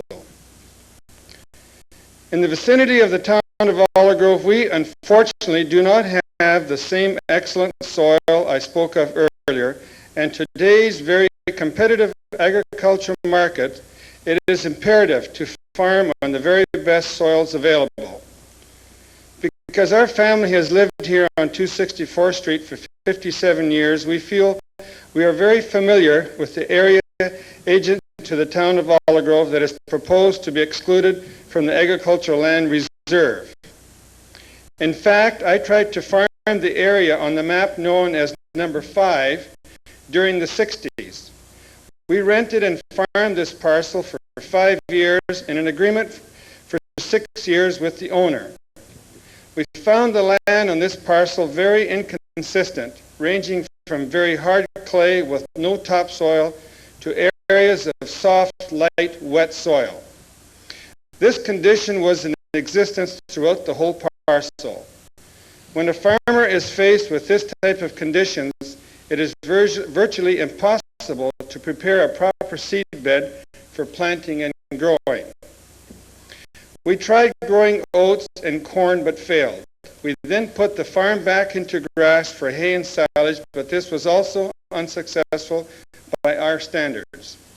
We became so frustrated with this unsuccessful venture that we dropped the last year of the agreement. Over the years, we have watched as several farmers have tried their hand at farming this parcel, only to discover the same inconsistencies as with this land as we did. Consequently, there has been times when the land has lied dormant and unused. I have no problem with the exclusion of this parcel from the agricultural land reserve. The area on your map known as number 2 has never been farmed successfully in my lifetime. It is a very low area which floods very easily. It is impossible to drain, and the farmers who have tried over the years have discovered that what is known as hard pan very close to the surface, causing major drainage problems. I have baled hay on this parcel as a custom operator, and the crop was pitiful. Consequently, the area has been abandoned as cropland for many years now. As a long-time resident, my family and I have seen tremendous growth in this extraordinarily beautiful municipality.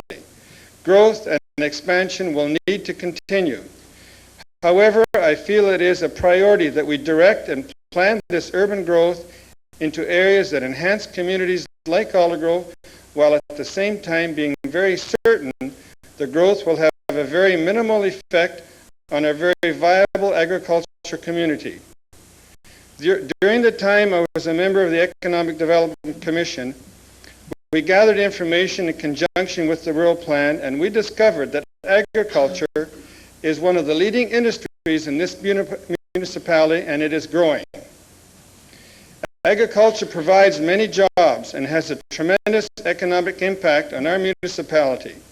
Therefore, it is my firm belief that by sound planning, the release of poor agricultural land to allow for the growth of urban Aldergrove, it will in effect help to preserve more profitable farmlands and help sustain agriculture in our municipality. There is no doubt our valley is changing rapidly and will continue to change with the demands of the day. However, I feel that well-planned progress can only enhance. There is no reason why growth and agriculture cannot go hand in hand. Let's face it, they depend on each other. I feel the plan before us is basically a good plan. It will allow growth to Aldergrove with a very minimal effect on the agriculture community. Its acceptance would provide for a bypass around Aldergrove, alleviating the traffic congestion in the core of Aldergrove, and encourage healthy, well-planned growth around the perimeters of our town. However, the bypass route needs some more fine-tuning. I would hereby like to express my support for this plan as a long-time resident. Thank you.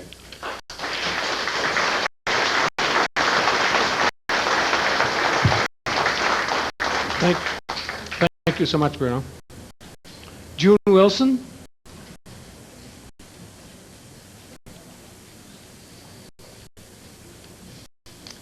evening, Mayor and Council. I thank you for the opportunity to have all of us have a chance to speak to this issue.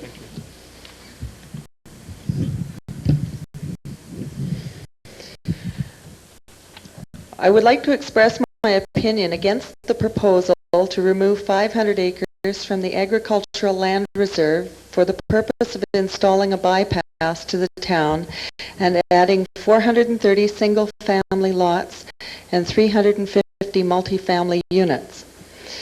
Speculators and developers seem to have had an historical attraction to Aldergrove, as seen in the Rand Company Holdings, Oppenheimer Brothers amalgamation of property on County Line Road, and F.J. Hart with his Fraser Valley Nurseries and real estate office.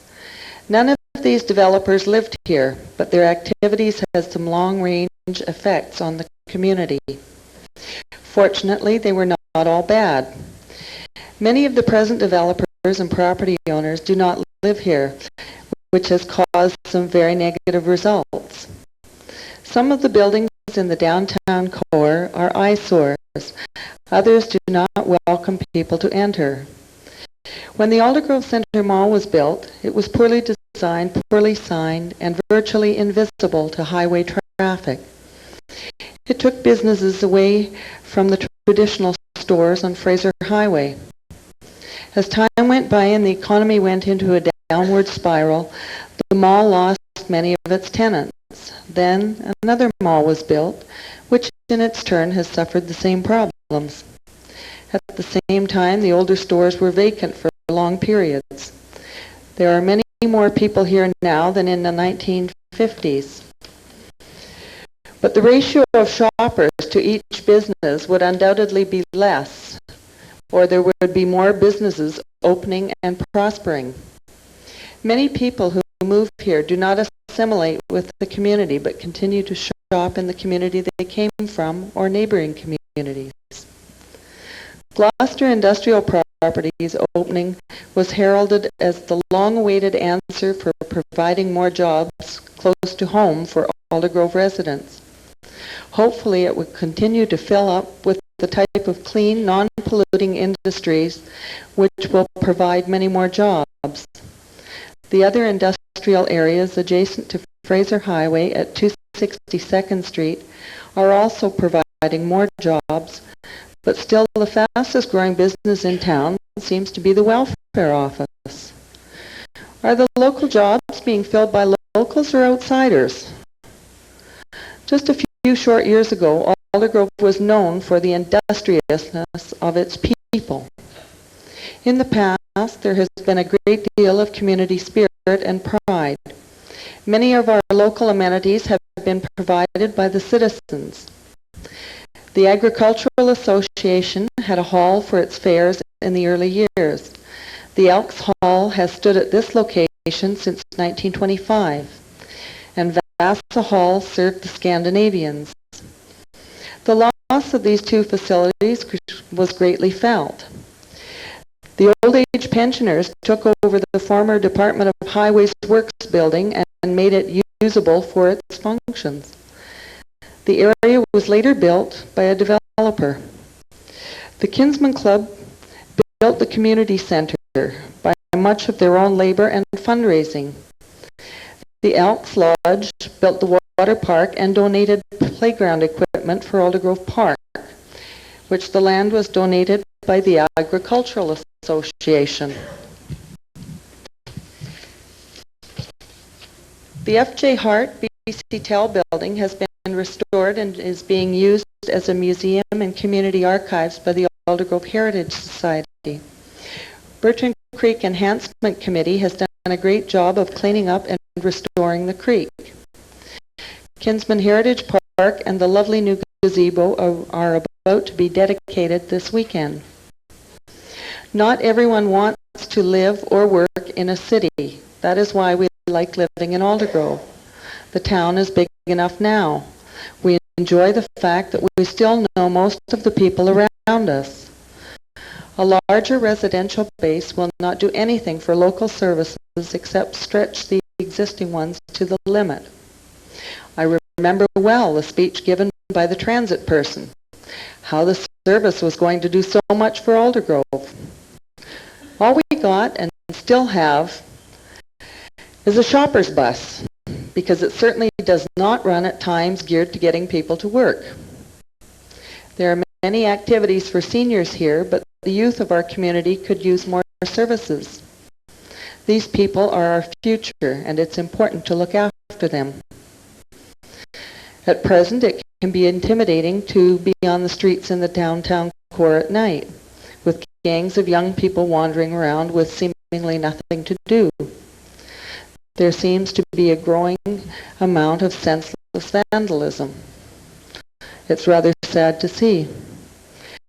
In the past, Aldergrove has been the dumping ground for the township. It still has the sewage lagoon that leaves much to be desired in the summer, and has water that is less than tasty. It is not a great feeling when you see your community developing so fast that the traditional values and peace of mind you treasure are virtually disappearing before your eyes. But even more so, my strongest feeling is against the pollution of the area. We have great air pollution, and our water is really questionable out in the rural area. And the land is even now questionable when you grow your vegetables in the garden. That is my greatest concern, and by adding more cars and more people here, we are only going to add to the problems. Thank you very much for your time. Thank you, Jane.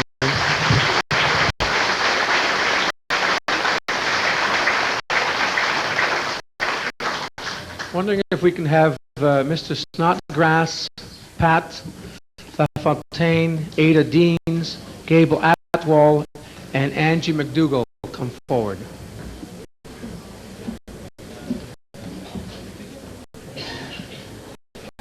Mr. Snodgrass?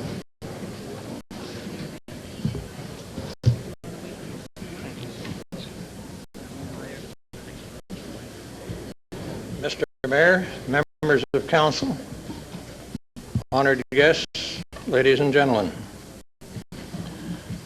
I was going to use this text that I made, but I'm afraid that listening to the people who have been here before me, many of the items have been certainly well covered, and also it has brought a couple of other things to mind. So, first of all, I don't know whether you're aware of the fact that we already have a bypass for the Fraser Highway. I live on it. It's called 32nd Avenue. And from one end to the other, this place in the last 10 years, this street, has gone from a few cars every half hour or hour to a point where I can stand on one point of high ground on this avenue near 273rd Street, and I can look to the east or to the west or the intersection of 272, and it's very rare when I can't count 20 cars or more that are either moving or waiting to leave the intersection of 272. Now, I say I live there. I own property on there, but I own property with 53 other couples or individuals in a complex. Next to me is another complex with 2 buildings built, apartment buildings, and 3 buildings more to come. Since the building has started in that area, the regulations in this town have changed from 3 floors for an apartment to 4 floors. So obviously changes occur pretty regularly when it's a desirable area for people to live. So I'm against the idea of having a bypass for the following reason. It divides our community into two separate areas. This acts exactly the same way that a fence acts or the Berlin Wall acts. There will be people living north of me now, and I'm not against this at all, north of 32nd Avenue up to 36th Avenue, who will be doing the same thing as I am, living there, retired probably, many of them, some of them living in apartments, some of them living in complexes such as I'm in, some of them with individual homes. But for them to go east or west of Aldergrove from their residences in the morning at time to go to work if they're still working, or in the evening coming home, or for just going to shop or whatever, they will almost all of them head south to 32nd Avenue or the Fraser Highway. Then they will go east or west.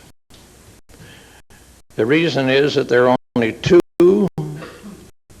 points on the bypass that I can see at the moment which have through access of the bypass. Bypasses, I think, essentially are there for one reason and one reason only: to take traffic from a highway or a major road at a certain point and move it off that highway and take it by a roundabout means to another point where it can be put back on the same highway. Now, many of you don't know that for the whole of the Fraser Highway, with the exception of a rather short section on the very west end of the Fraser Highway, the most efficient section of roadway on the Fraser Highway is in Aldergrove, from 264th Street to, 270th. There are two lanes in each direction. For part of that section, there is a median in between. There are proper sidewalks on each side. When you get to a point about 2 blocks or 3 blocks west of 272, you start to run into the bottlenecks which are mentioned in the documents which we've been supplied with. From that point to Station Road, or 276th Street, there is a problem. The problem is that trucks and other vehicles clog it from time to time, and there is a problem with trucks. However, this is a highway. It was always a highway here during any of our lifetimes, and we expect it to stay that way.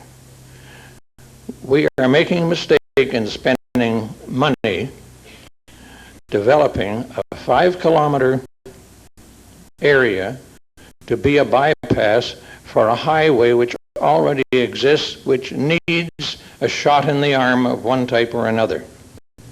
We should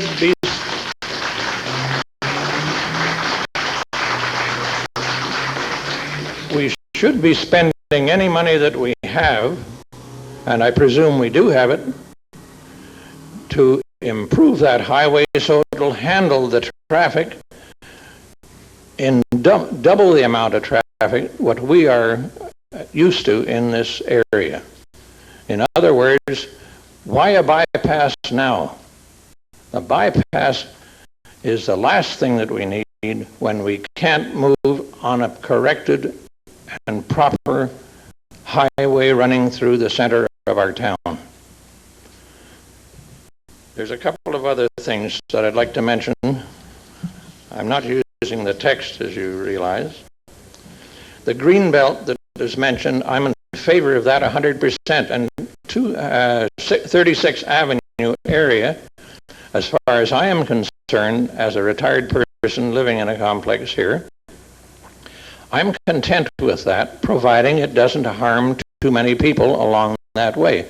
It shouldn't harm any people if it's done properly.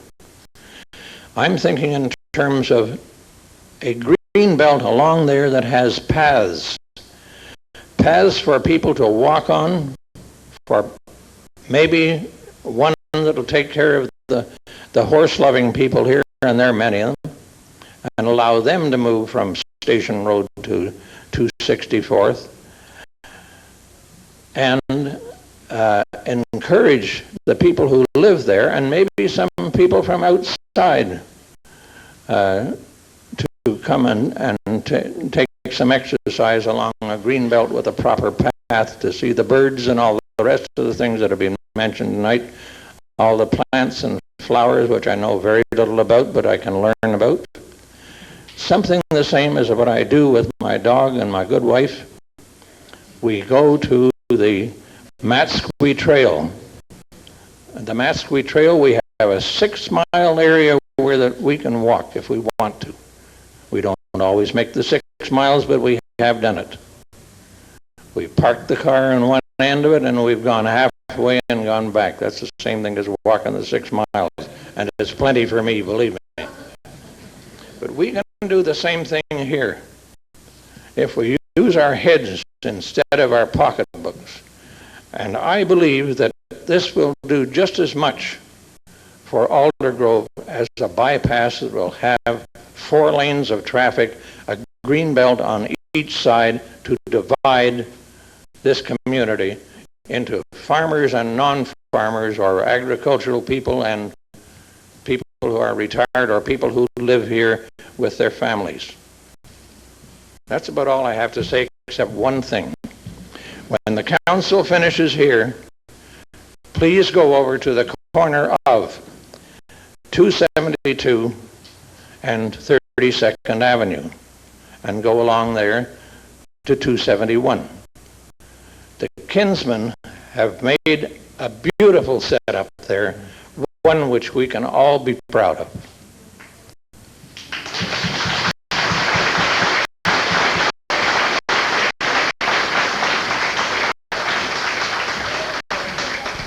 Thank you, Mr. Snodgrass. Pat. Your Worship, Councillors, good evening. I'm Lieutenant Pat LaFontaine. I'm the Station Technical Officer at Canadian Forces Station Aldergrove. I am here to address some concerns that we have with respect to the Aldergrove area ALR exclusion application. As a background, I've been a member of this community for 16 months, and I'm currently a member of both the Bertrand Creek and the Aldergrove Revitalization Committee. As you're aware, CFS Aldergrove is the radio link for communications between Canadian Forces commands and ships or aircraft operating in the Eastern Pacific Ocean.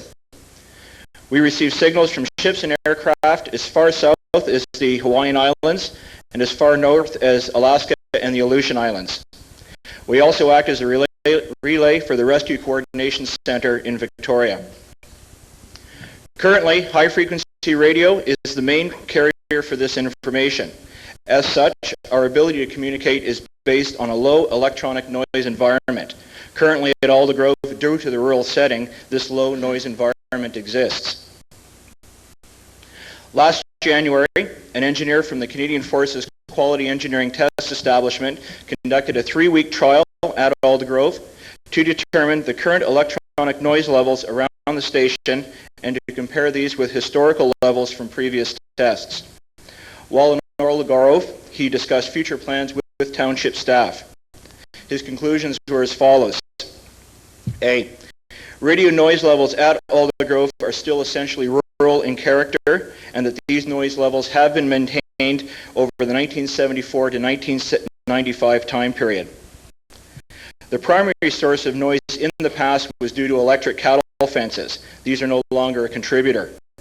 Electronic noise due to increased urbanization is now the main contributor. Radio noise levels are approaching levels where they may begin to interfere with operations at the station. It must also be understood that although CFS Aldergrove is scheduled to close in the future, essentially the station will only be remoted. That is, all antennas and radio receivers will remain on site and will be controlled from another location. The station does not wish to adversely affect the future growth of Aldergrove. what we would like to present are our concerns. These are: the only areas under application for exclusion that would affect us are areas 2 and 3, and to a lesser extent 1 and 4. Due to their proximity and/or abutment to the southern property line of the station, any development in these areas has a high potential to interfere with our operations. Especially concerning are any developments that involve the use of neon signs blinking and flashing lights for commercial signs. Current levels of development between our boundary and the Fraser Highway are at an acceptable level, as the existing undeveloped lands acts as an electronic buffer for us. Secondly, with respect to the Aldergrove Bypass, this is of greater concern to us.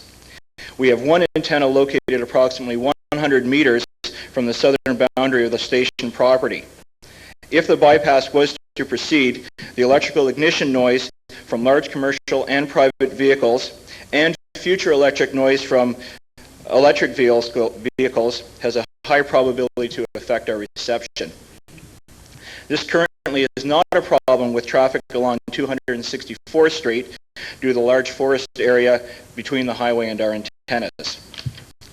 As well, if you decrease the distance between a noise source, i.e. engine ignition, and a receiver by 1/2, you would increase noise at the receiver by a factor of 4. The proposed route for the highway would also run along the south end of a current military housing. It is acknowledged that these houses may only be in place for another 5 to 10 years, though.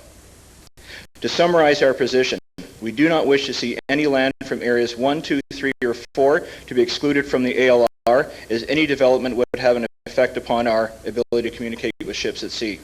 We also do not endorse the plan for an Aldergrove Bypass in its present form.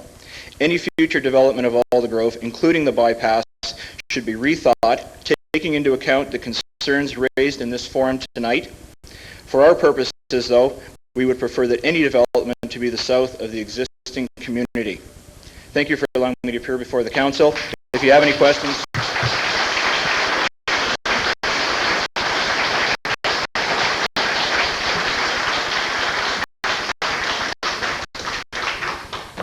Thank you, Pat. Is that it? Abel?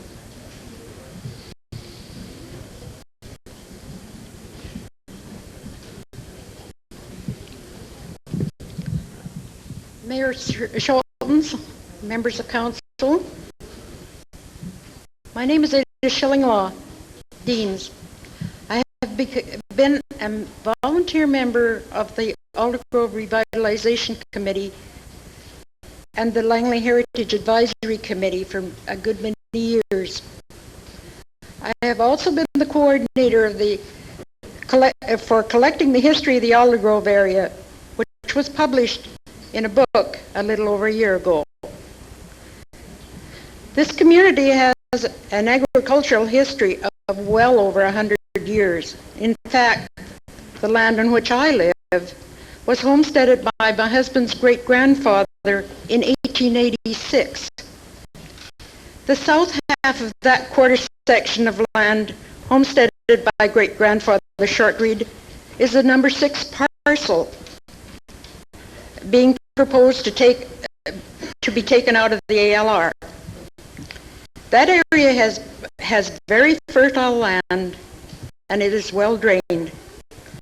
The other parcels do not possess such fertile soil and therefore don't seem to be of such a great loss to agriculture. I have an agricultural background, and in fact I was the curator of the BC Farm Machinery Museum for 2 years. I know this country really is not all that great for agriculture. And I say that with a reservation, having heard so many pros for the agricultural area. But I have come from an agricultural area that produces much better and much easier. We fight fungus and whatnot in this area due to the lack of sunshine and excessive rains. Not at this point, but you watch. And so it is hard to to produce on agricultural land here. However, I know that we're doing well, especially under cover.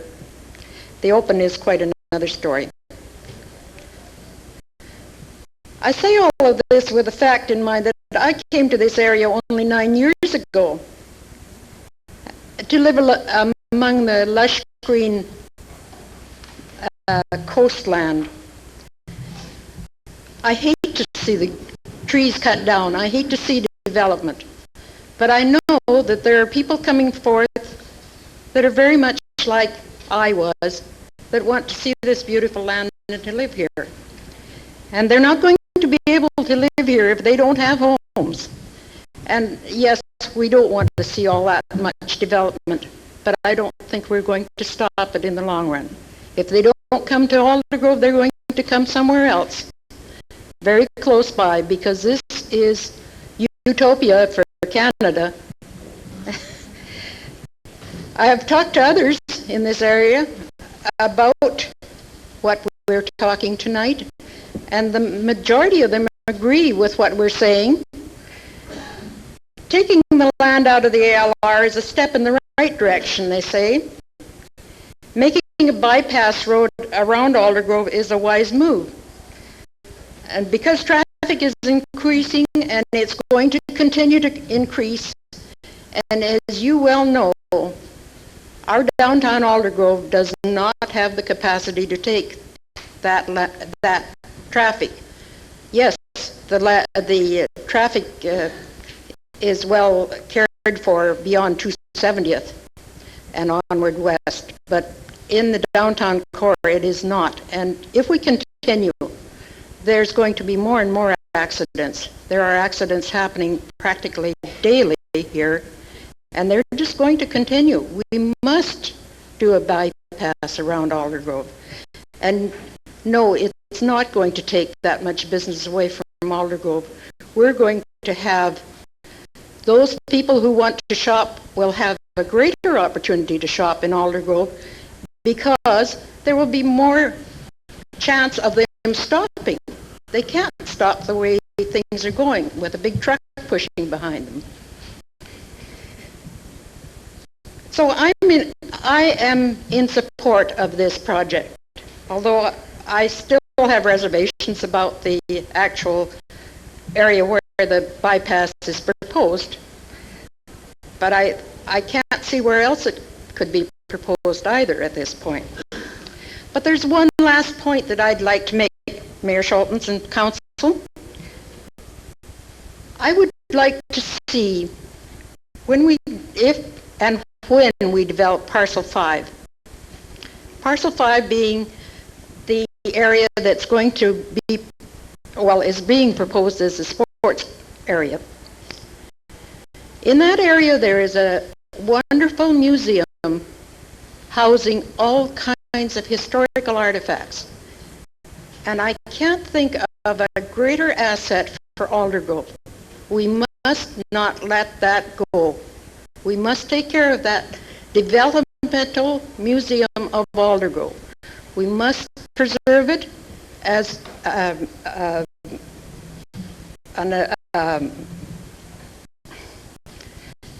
record of our evolving,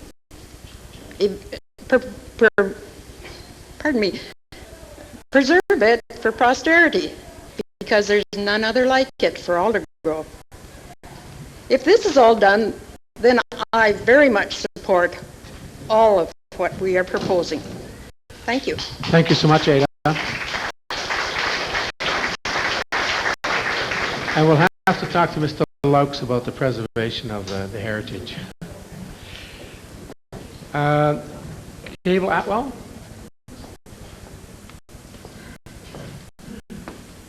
Okay, Angie.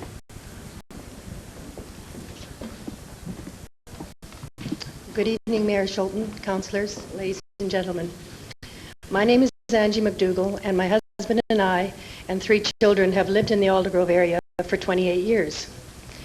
I also run a business in Aldergrove in the downtown core and have done so for 7 years. We have been very actively involved in sports in the Aldergrove community, as well as in service clubs in providing for some of the other benefits for the residents of Aldergrove.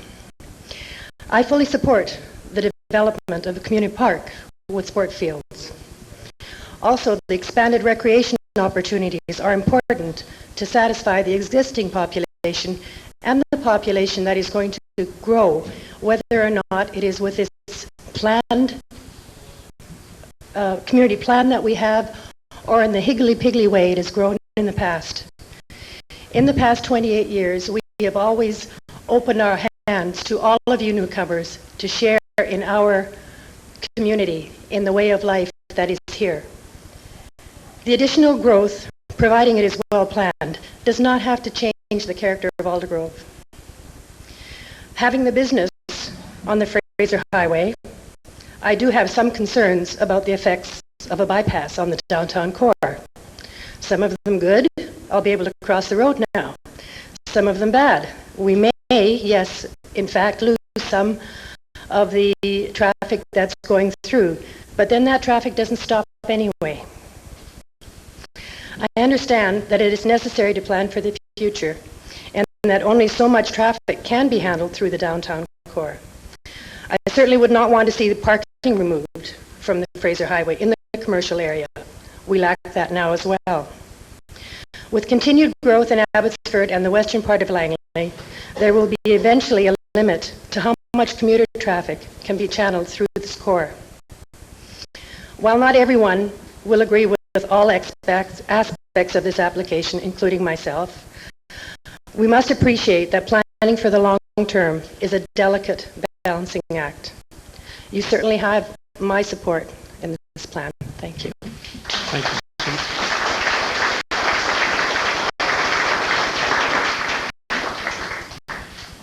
Thank you so much, Angie. If I could have Billy Bosley, Debbie Fuzzy, Marlene Van Balen, Daryl Curry, and Kathy Klumpus come forward.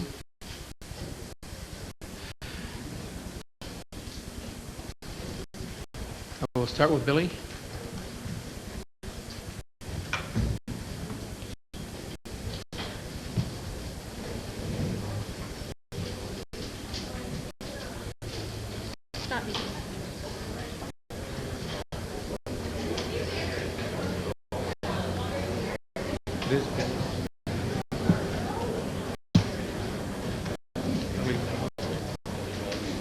Billy Bosley. Okay, then we'll go on with Debbie. Fuzzy. We'll go to Marlene Van Balen. I know Marlene's here.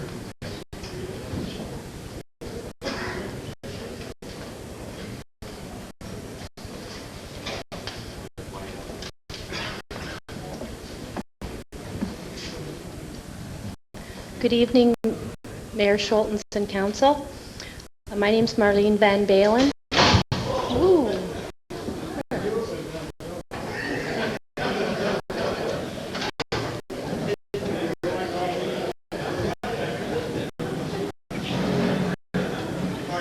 No problem.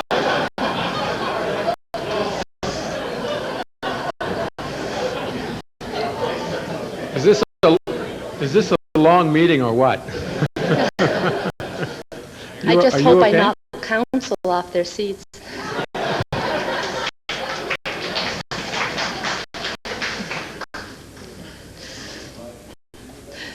My husband and I farm in the Otter Co-op area at 23711 32nd Avenue.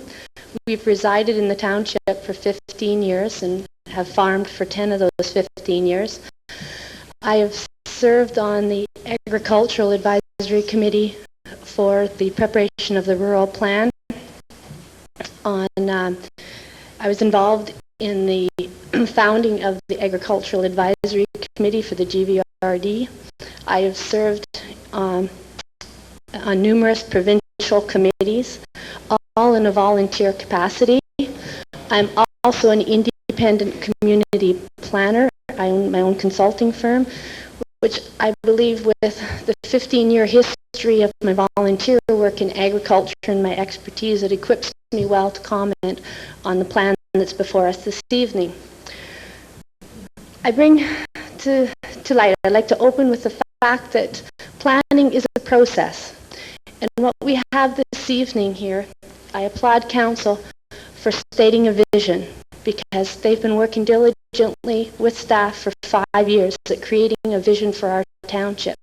And to look at this plan in isolation would be an error, because what we have here is part of an overall vision and process of creating a viable community and also strengthening the long-term agricultural economics and viability of our township at large. When you look at the planning and the process, you see before you the 5-year process of creating our rural plan, the 5-year process of creating our distinct communities within our township. And there's give and take in everything that we do. And this is what we have before us here this evening. A process, a need for a decision that will be a correct decision when we look back 10 years from now. I believe that right now we're seeing a responsible decision with a vision. 10 years from now, when we look back, we might be in the same room this evening, except the community may be asking for these things. It is a balance, and no one likes to see, especially myself, land taken out of the agricultural land reserve. But there comes a point where a decision is made to strengthen the economic base of a community, the balance in creating the infrastructure and the needs that a healthy community needs, which Aldergrove does need. We want to create a sense of community, not a town center, but a community like we have elsewhere successfully created in our township. We want to make Fraser Highway accessible to local residents, make sure that traffic flow volumes create a pedestrian-oriented and a desirable place for residents who live in Langley to live, to shop, to work, and to play. And I believe that this plan, with some fine-tuning, will achieve those goals. This plan creates the community park that's needed, the transportation system that's needed, and the population base to cost-effectively provide a range of the necessary services.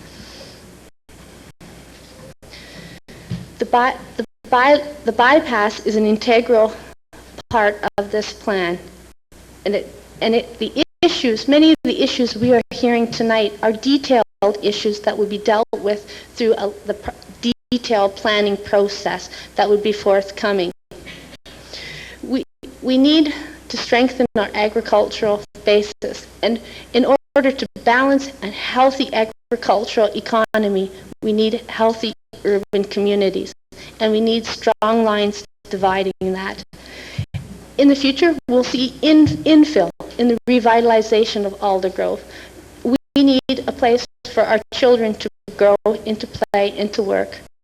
And I can tell you from being involved firsthand in the agricultural community for a decade, agriculture is an integral part of our local economy, and the people here are among the best farmers in the nation.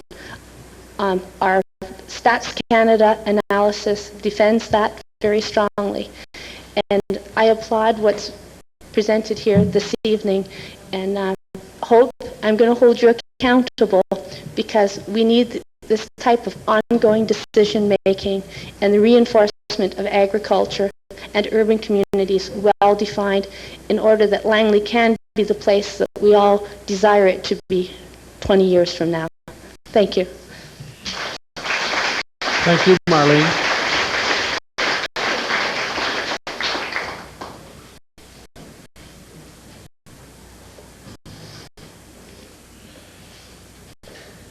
Daryl Curry.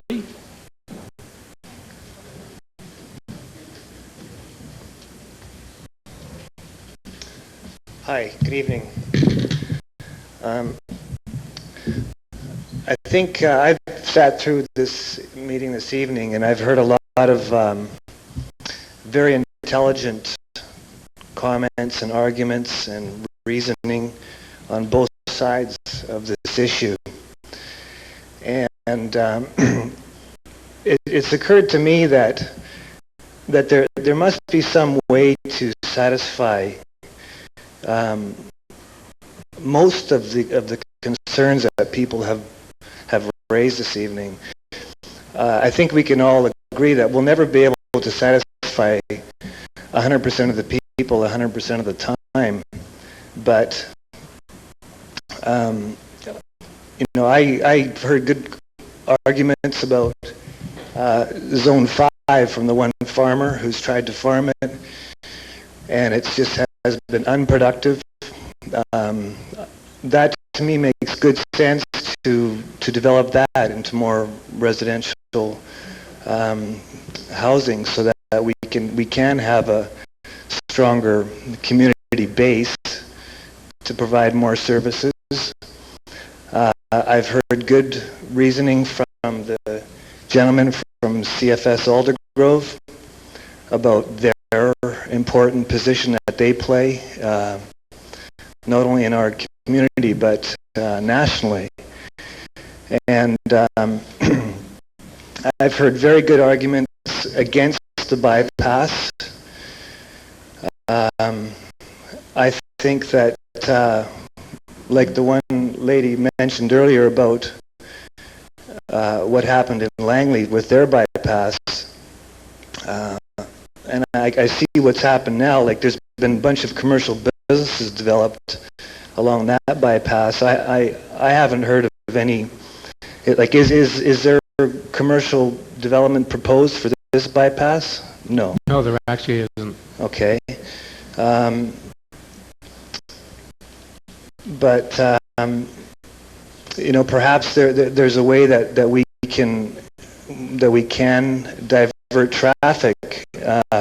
There's a big concern about trucks through the Fraser Highway. Why not make the Fraser Highway in this section of Aldergrove,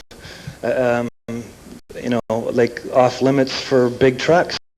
Just make it a designated, you know, like not a designated truck route.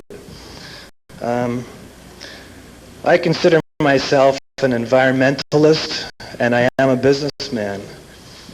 I live actually facing on to part of the ALR. I'm not going to tell you where, because it doesn't matter. Each day I look out, I see the birds, and it's just fantastic. And I wouldn't want to have that part of nature developed, because I love that closeness to nature that I have, and I think that we all like that. I have concerns about pollution. I have concerns about population. There are many things, aspects that come with growth. I think that the current plan of doubling the population from 10 to 20,000, while it may be long term,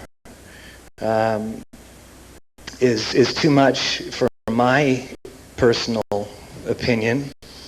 I specifically moved to Aldergrove because I like the, quote, bedroom type community, the smaller community.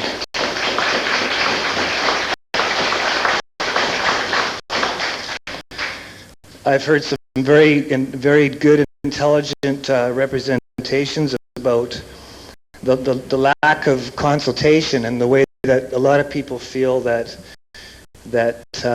this is sort of being rushed through a little bit, even though from the planner's point of view there may have been a lot of time elapsed, and there obviously will be more time. I think that we need to have a lot more public input into this, and like I would like to see a plan that would satisfy more people than what this is. In the very beginning of this meeting, I heard a couple of interesting comments about having some people desired a stronger, distinct boundary.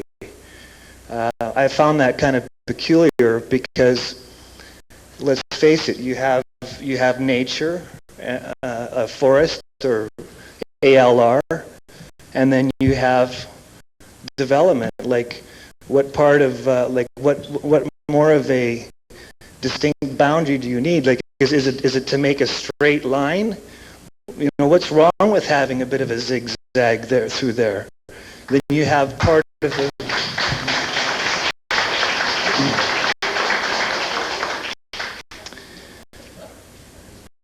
Other than that, I came to this meeting opposing this growth, and I would like to go on record as being, I don't want to sound like a politician and say 50-50, but I do believe that there is a way that we can satisfy more people, and also I do want to go on record as saying that I don't think that we need the bypass out front, up north there, okay? I think that the Fraser Highway, as the one elderly gentleman mentioned, there is that one bottleneck right through the main part of town, I know. The one lady who mentioned the concerns about parking on the Fraser Highway because she's got a business right in the Fraser Highway, I can appreciate that. But if we had 2 lanes going each way, and there's currently room right now, you know, yes, it would force parking off of the Fraser Highway, but you know, why not, instead of building a bypass, how about a little parkade or something? You know, so I don't know. Just to conclude, I appreciate and respect all the genuine labor and thought processes that's gone into all this. I think that that this definitely needs more consultation. It was shown by the amount of people that could not even fit in this room that we are all very concerned. The one gentleman made a very good point that something like 2% of the people in the beginning, it appeared at least, were in favor of this. I think, and I've been keeping track of this, of who's for and who's against, and it's virtually 50-50 of the people who are here. So let's find a better way to make it all work. Thank you, Darrell.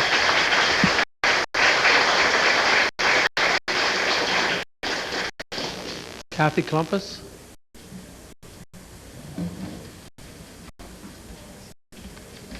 Here I am again. Good evening. My name is Kathy Klumpus, and I live in South Brookswood. I have lived in Aldergrove. I've lived in various acreages in Langley throughout my lifetime. In 1981, the people of South Brookswood started to form an official community plan, and 6 years later, the Township of Langley finally agreed to all the details and sent it to Victoria for registration in 1987.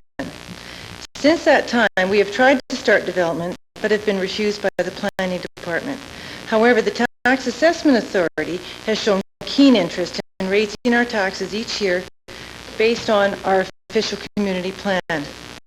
My own 1995 taxes have gone up by $1,200 since last year. All I did was paint my house. Instead of implementing our official community plan, the township saw fit to appoint a public commission on growth and planning in June of 1994.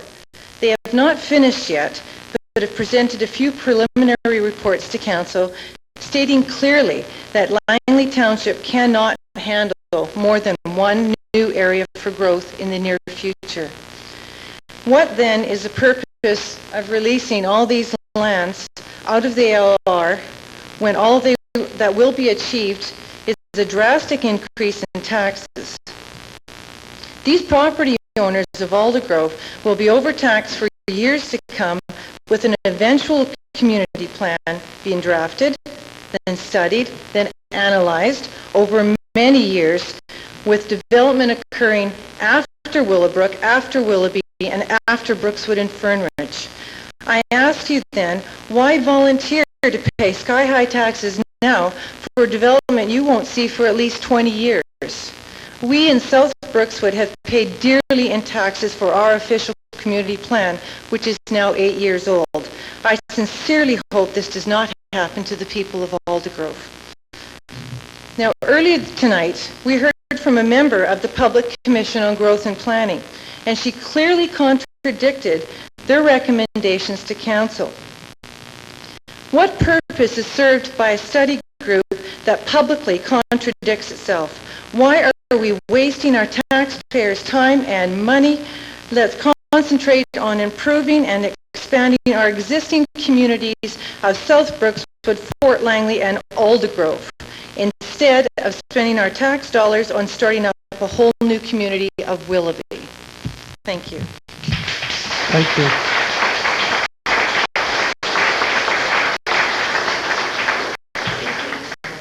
Wondering if we could have Harry Burns, Bob Rendell, R.S. Gibson, Keith Phillips, Bill Kellett. Starting with Harry Burns. Is Harry still here?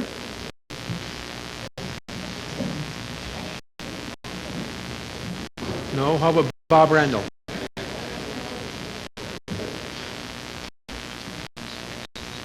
Sure.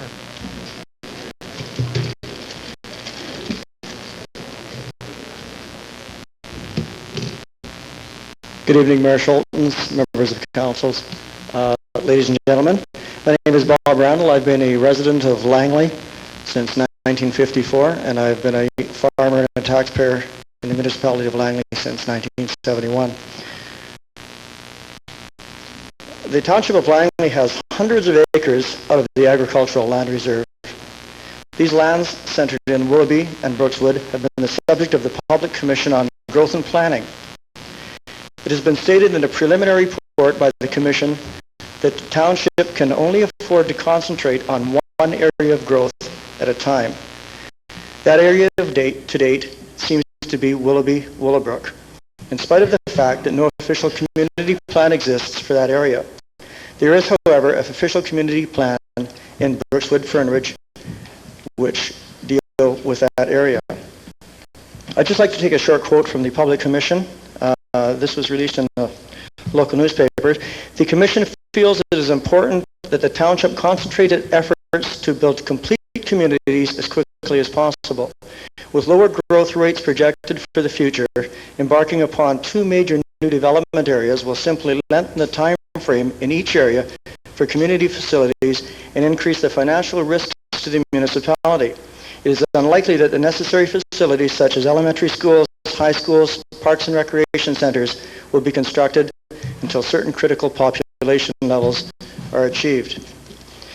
It would seem ludicrous to remove lands from the agricultural land reserve that are neither the subject of an existing community plan or presently out of the reserve when the township has ample land for foreseeable growth already out of the reserve, especially given the philosophy that one area of growth in the township is all that can be handled. This would mean that land taken out of the reserve today would most likely not be developed for 7 to 10 years, and they would be speculated on in anticipation of proceeding. Would it not be better to take lands out of the reserve 2 years maximum in advance of actually being developed? This way you would not raise false hopes and taxes as this proposal will do. There is no sense in kidding the public about the time frame here. Enough people have been hurt already by false hopes in other areas. Thank you.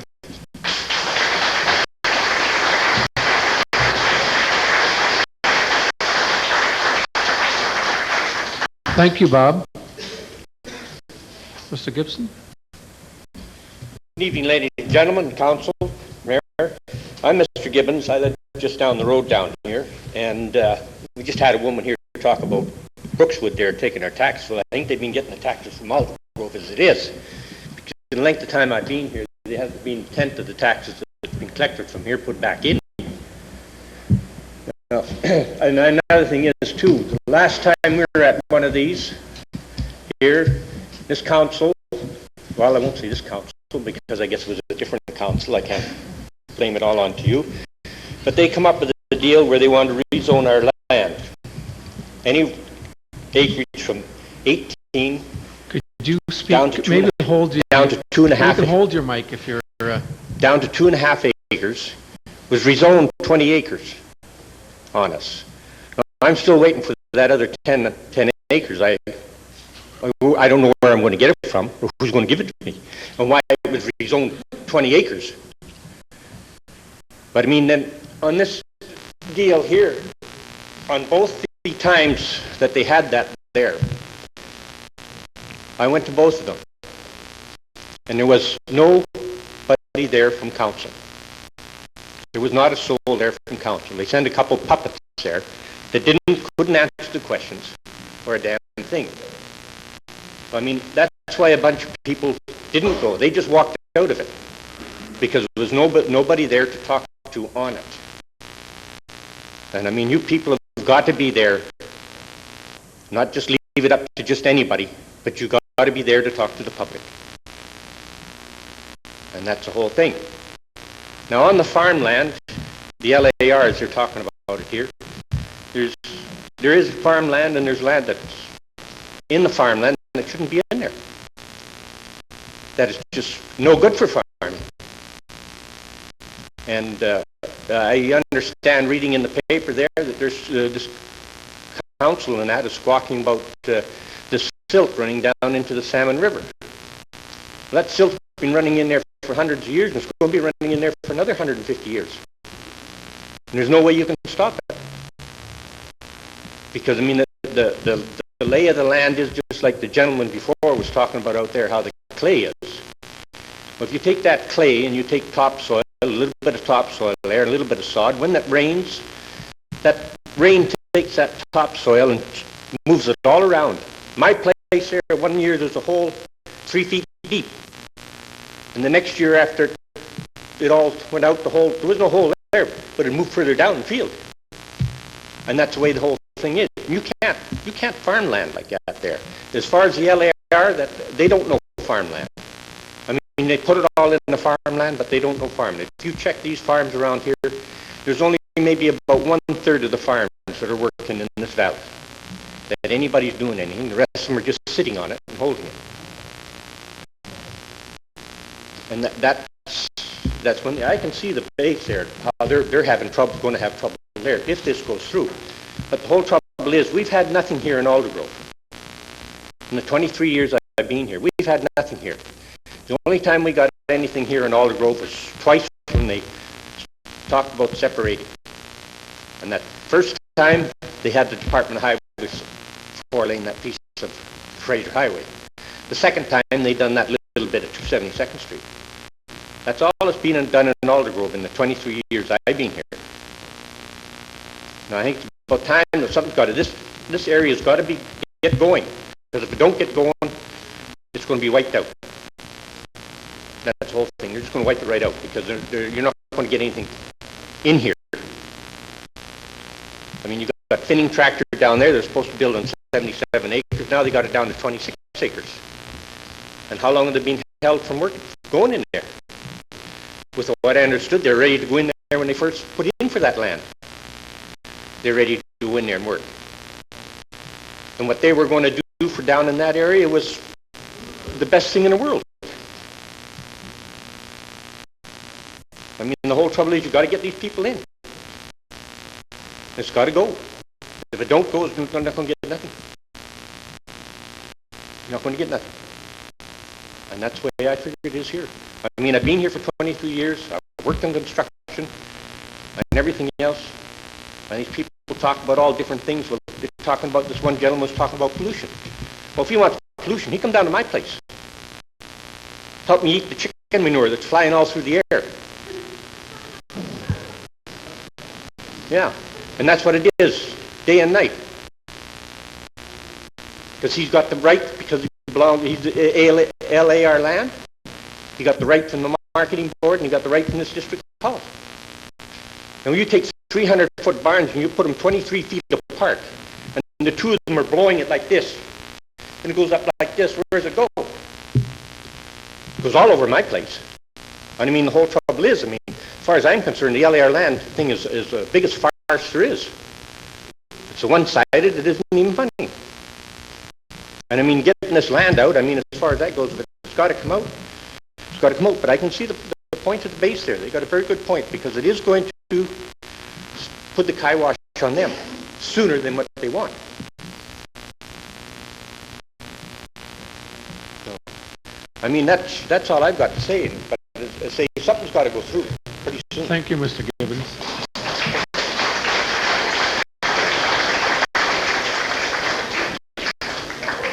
Mr. Keith Phillips.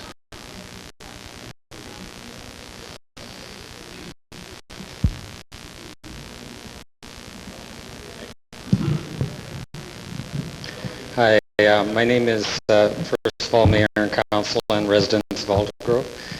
My name is Keith Phillips, and I've lived in Aldergrove for 20 years. In some ways, I feel as though I'm still a newcomer. I'm sure there's many people that have lived a lot longer. But I do have a deep appreciation of the history of Aldergrove, and that is part of why I'm here tonight. I speak against the application to the Agricultural Land Commission based on the following concerns.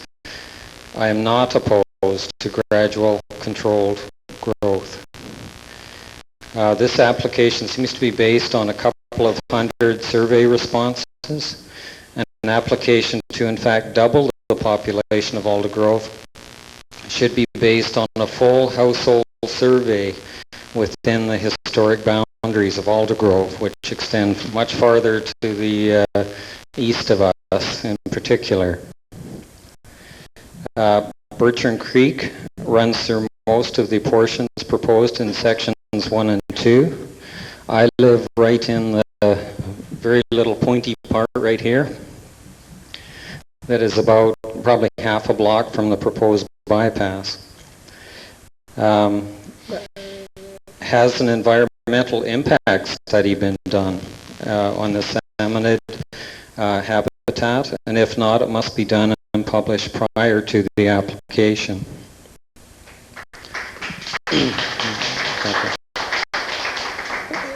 The reasoning is put forward that this will make Aldergrove a more complete community and smooth, uneven borders. Aldergrove has historic borders that extend from Zero Avenue to at least 76th Avenue, and from Bradner and in Matsqui, now Abbotsford, over to Otter. This is confirmed by the local telephone book and many facilities and businesses that carry the Aldergrove name. This includes, if you ask where the Canadian Forces base is, it's in Aldergrove. If you ask where the border crossing is, it's Aldergrove. If, in fact, is one of the historic, I think, first one in BC. The Aldergrove Baptist Church is located in Matsqui, now Abbotsford, across 276. If you ask where the Gloucester Industrial Estates are, they're in Aldergrove. Where's the Vancouver Game Farm? Aldergrove. And where's the Aldergrove Regional Park? Aldergrove. So I think we really have to consider this as much larger, more complete community than what the township planners have tend to acknowledge. Because township planners have put up markers and drawn lines around the town center portion of Aldergrove, it does not mean that there are, these are the actual markings for the historic Aldergrove. Aldergrove is a more of a complete community at present than is outlined in the proposal. The placing of a bypass approximately half a block from my house greatly disturbs me. I did not move to the Parkside to be half a block from a bypass. I've raised my children in Aldergrove, and I too see it as a nice, small, compact town where I can safely raise my children. By placing such a bypass in the proposed location, you would effectively, and I feel artificially, cut off the northern historic portion of Aldergrove, plus again threaten the environmental concerns of Birching Creek, as outlined in my point number 2.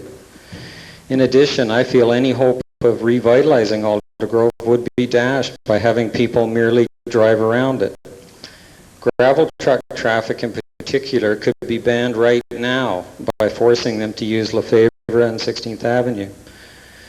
The only proposed section that I would support is the section number 5, which is designated for a proposed larger park area. In summary, Aldergrove is already a more complete community with long historic roots than township planners seem willing to acknowledge. This proposed action will further threaten its long-term sustainability. Thank you.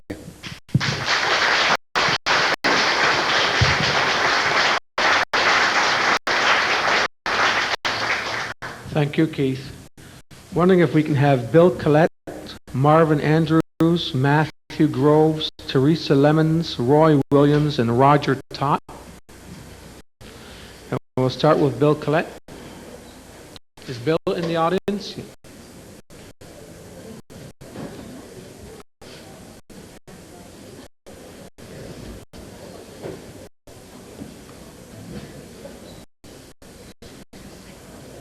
Is Bill in the audience? Marvin? Matthew Groves.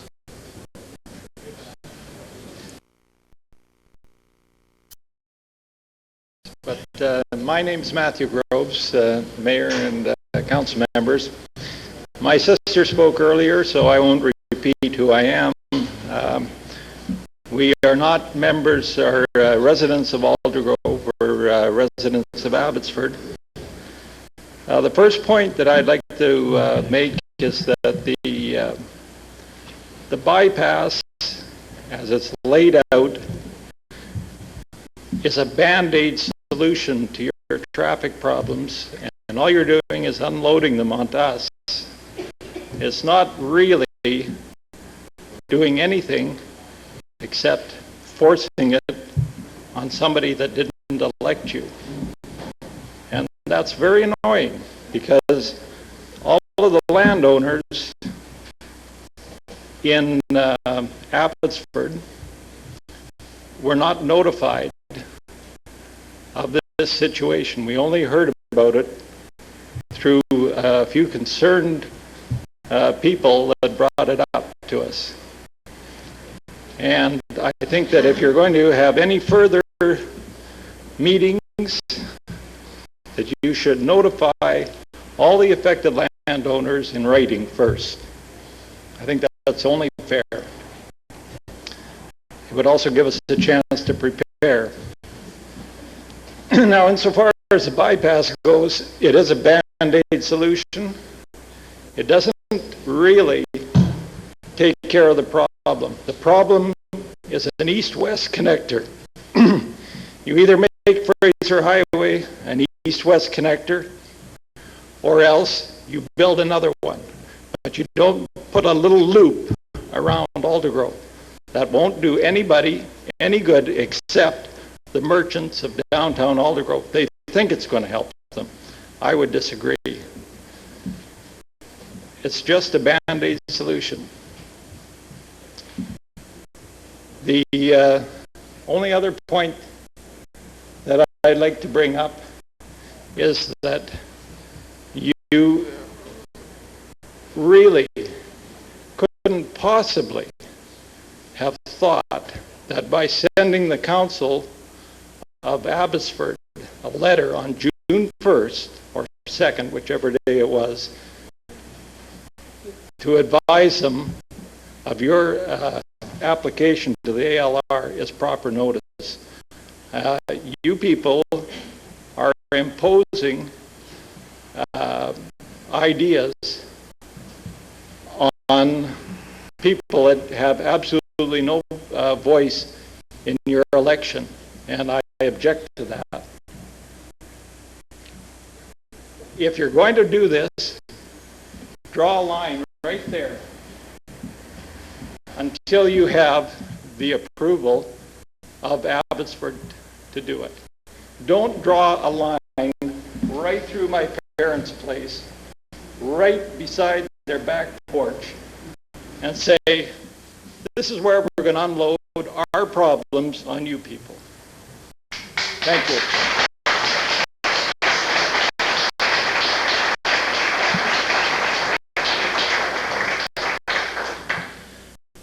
Thank you so much, Matthew. And maybe because you feel so much part of Aldergrove, you haven't noticed, but Matsqui and Abbotsford have kind of new councils, and the Matsqui side has a new mayor called George Ferguson, and we have, in fact, let me assure you, have had lengthy discussion all along over a number of years with the previous mayor, Dave Candle, and his council. So, you know, be assured that we are in discussion with them. But I think your point's well taken.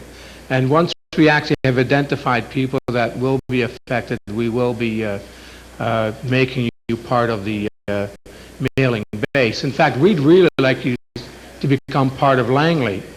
And that way you could also vote for us. Or against us.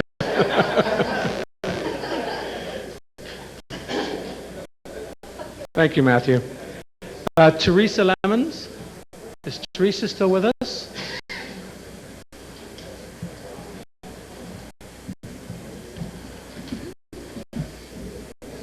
And Teresa, I'm sorry, was that the last name, Lemons? Yes. Okay, thank you. Good evening, Mayor, members of Council, ladies and gentlemen. I live directly across from one of the proposed agricultural exclusion areas. I chose to live in this area because of the open land right across from it. It was a real estate selling point. I enjoy and relax in the serenity and the nature of my surroundings. I'm opposed to the proposed agriculture exclusion application for this area. When looking for an area to live, I look for a low populated area. If we're going to populate Aldergrove, I would like to have a plan that is agreeable to a larger portion of Aldergrove. And in terms of the bypass, I feel that the average traveler will probably go through Aldergrove town. And don't we want them, on a business perspective, to go through town? I believe all the residents of Aldergrove should have a say in the placement of the bypass so that we don't disrupt people's lives. We have more than reasonable alternate routes for traffic for those not wanting to stop in Aldergrove. Examples are Highway number 1, 264th Street, and 32nd Avenue. Please take careful consideration before making a decision that affects the residents of Aldergrove.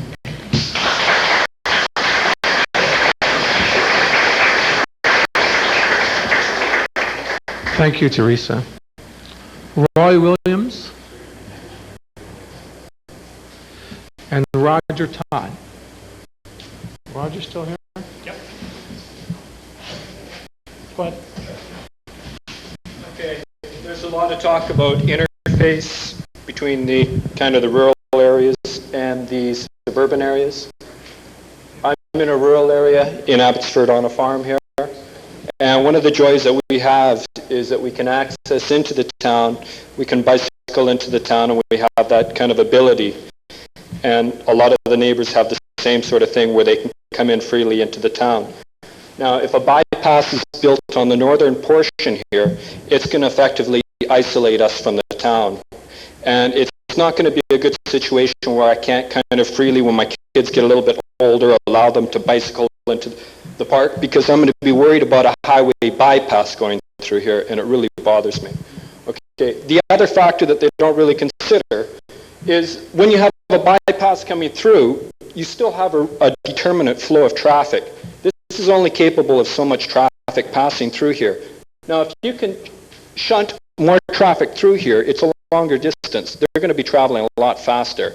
That causes more difficulty, not only for me and the few individuals around where I am, but I know there's a lot of people in Aldergrove, the suburban area, that like to take their evening walks and bicycle out into the more rural areas because it's quite peaceful and it's nice. That's going to isolate them. So you might as well live in Burnaby or somewhere else. I mean, because you're going to be isolated from it all because you're not going to want to pass through a highway bypass.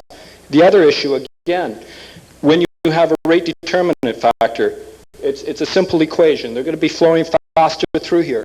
At the same thing, there's reduced traffic through the center of town. Obviously, they're going to go faster. They're not going to go slower. They're going to go faster. You have to realize that.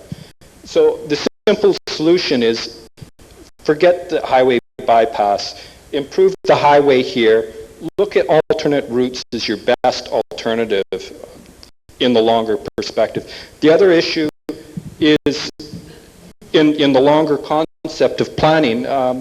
This was, I believe, the plan 15 years ago or something, a 15-year plan. Now we're here with this plan. Okay. What I don't really see that they're taking into account is this CFCS, Aldergrove base. Now, nothing's really taken into account. The one fellow here talks about radio communications. That's fine. But, you know, we're getting into digital satellite communications and all the rest. Regardless what they say, that's the most cost-effective manner down the road. And ultimately, I think what you're going to find here is down the road that this would be redundant down the road. And I don't see any plans taken into the account of the redundancy of the base down the road. I don't see any kind of incorporation of plan taking in the naval base. I don't see any kind of negotiations with the federal government saying, look, let's maximize some profit for you here at this base. Let's you develop this base, maximize some dollars in the federal government's hand, take care of the deficit. In exchange, let's see a big park area or something given in exchange. So how many acres is the base? 1,200. 1,200 acres. So you say, okay, well, let's develop 200 acres of this, or whatever portion, or 300. Pick a number, negotiate, and say, let's develop here. You're going to get a fantastic cash flow, and the rest goes as institutional or parkland. I don't see any of that. Roger, that's because you're not part of Langley. We have, in fact, downzoned that land to 200 acres. You are a... 200 Look, it doesn't matter. The simple fact is it's federal government land. It's on the negotiation tables with the natives. Correct. Okay, now if it goes to the natives, what control do you have? Zero. That's what you don't understand. You know, I mean, that's the same kind of planning that gets you a crematorium in the middle of town. You know, I mean, that's basically it. You know, 15 years to this, and then all of a sudden there's a big surprise when the base is on the negotiating table. I mean, come on, get with it. Start the negotiations now. Start a planning process. You have to give in order to take. That's what I'm saying. I don't see that kind of planning here. This is ridiculous. You know, are you planning for, I mean, this would be an acceptable plan probably in 1970, 1972 or something. That's it. Not for the present time, not for what you're looking at this point for the future. I mean, you're not taking that into account. You call this planning, I call it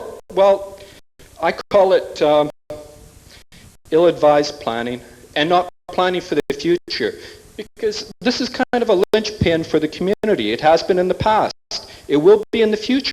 And you're going to let it go. And the federal government will sell you short. And you don't seem to realize that. This is a little backwater. They're going to negotiate with the Stolo Nation. This is a backwater. It's disposable. It's not going to affect the population and the voting base in Vancouver and the other. That's what I have a problem with the planning, is that you're not taking a long-range plan. You know, you're not looking at 20, 30, 60 years down the road. You're looking more immediate. You're looking 5, 10-year plan. And then all of a sudden, after the 15-year term, this is no good. There's another plan. or there's a crisis. That's basically what I have to say. I mean, this is poor planning. You know, I mean, I've studied marginal amount of planning, and it doesn't impress me. You know, particularly when you don't take that kind of stuff into account, and I don't see any of it. And I mean, do you want to be surprised down the road? You know, you start the negotiations now with the federal government. You work. You start moving on things instead of being passive and let things surprise you. I hope I didn't offend anyone. I'm trying to do for the best interests of the community. Thank you.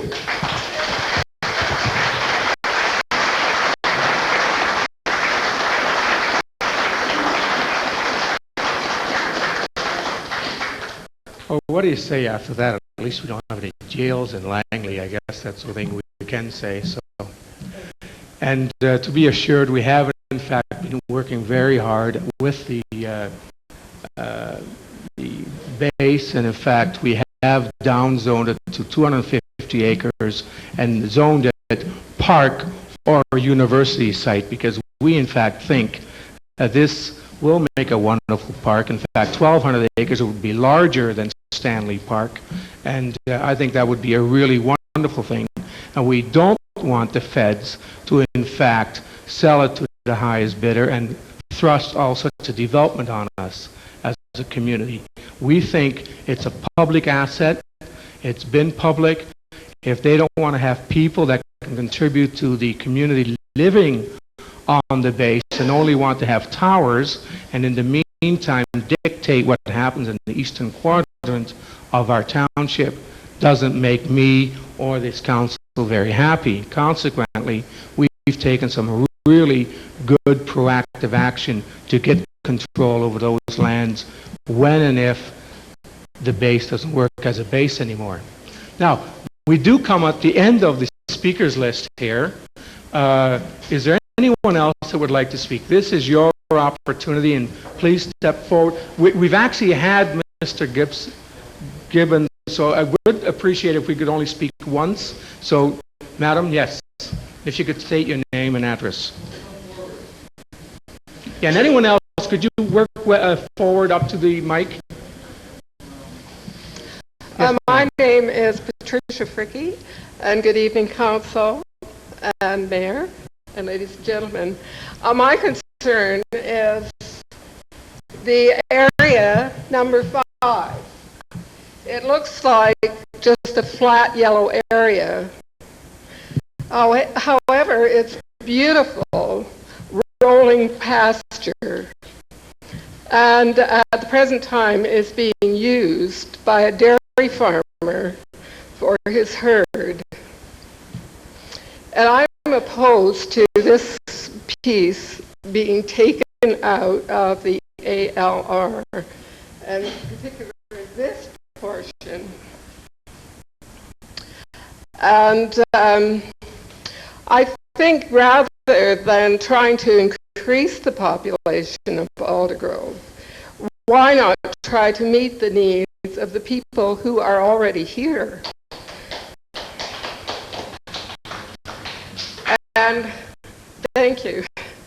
And if it were taken out of the ALR, I believe it should be used, say, for a fitness trail or something of that sort, to preserve the beautiful rolling pasture where there are many birds and plants that would be destroyed by having a conglomerate of little houses all close together. It would just ruin the whole feeling of that area, and I believe we should provide for the people who live here now and give them some more recreational area, if indeed it has to be taken out of the ALR.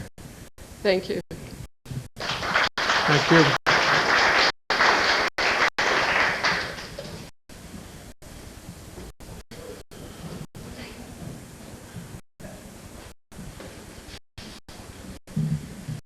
Mayor, Council, ladies and gentlemen, I just want to say I support this plan. Well, what I want to answer is the gentleman previously say about the Abbotsford area. I'm living in Abbotsford. I support this plan. And I think it's a good plan.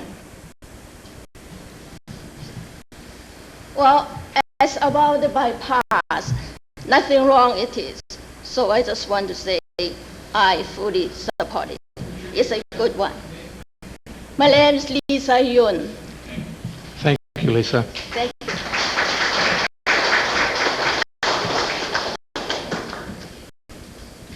My name's Richard Foreman. I live at 27134 25A Avenue.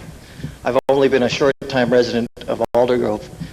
I came to the meeting tonight with no particular idea on what was right and what was wrong. After having listened to a few things, I do come to a couple of understandings. One is that I learned a lot of history tonight. The second thing is that it seems to me when I listen to the people talk here that we have a fundamental difference between the business community and what the people, the residents of the community want. It seems that there seem to be organizations that want growth in this area, and yet the lifestyle of the people that are here does not seem to support what the business community wants. Obviously something that is going to have to be worked on. I've heard some very good ideas in regards to the Fraser Highway and maybe some of the items that we can do with banning trucking from the downtown core. And I think that there are some things that council may have not known about in regards to the way that letters were written from their staff to indicate that Aldergrove or Abbotsford knew what was going on. It seems to me a bad neighbor policy to have people come in here and say, we didn't know what you were going to do in our community. And I think that that's something that you've got to address when it comes to it. Thank you. Thank you.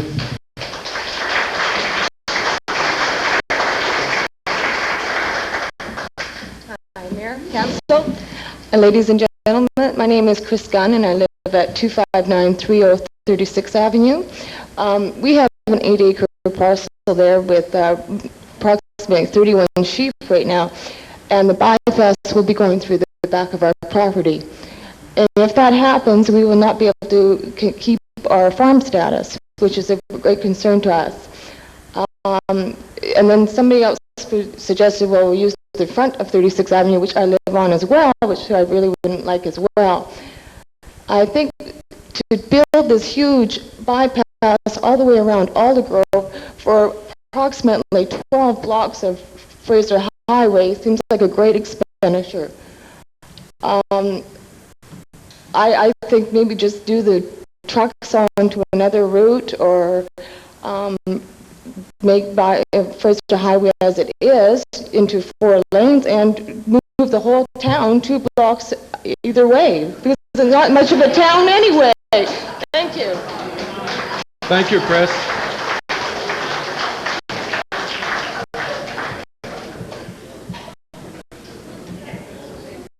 Mr. Mayor, Council, my name is Sarah Hansen. I live at 26548 28A Avenue, which is probably right here. And it may surprise you to know that unlike some of my neighbors, I don't find it totally offensive to have that taken out of the ALR, especially having listened to farmers much more knowledgeable than myself, and having lived through 3 weeks of chicken manure coming through my back door. I hope that this fellow's successful. I have been here long enough to know that several other people have not been successful with that parcel.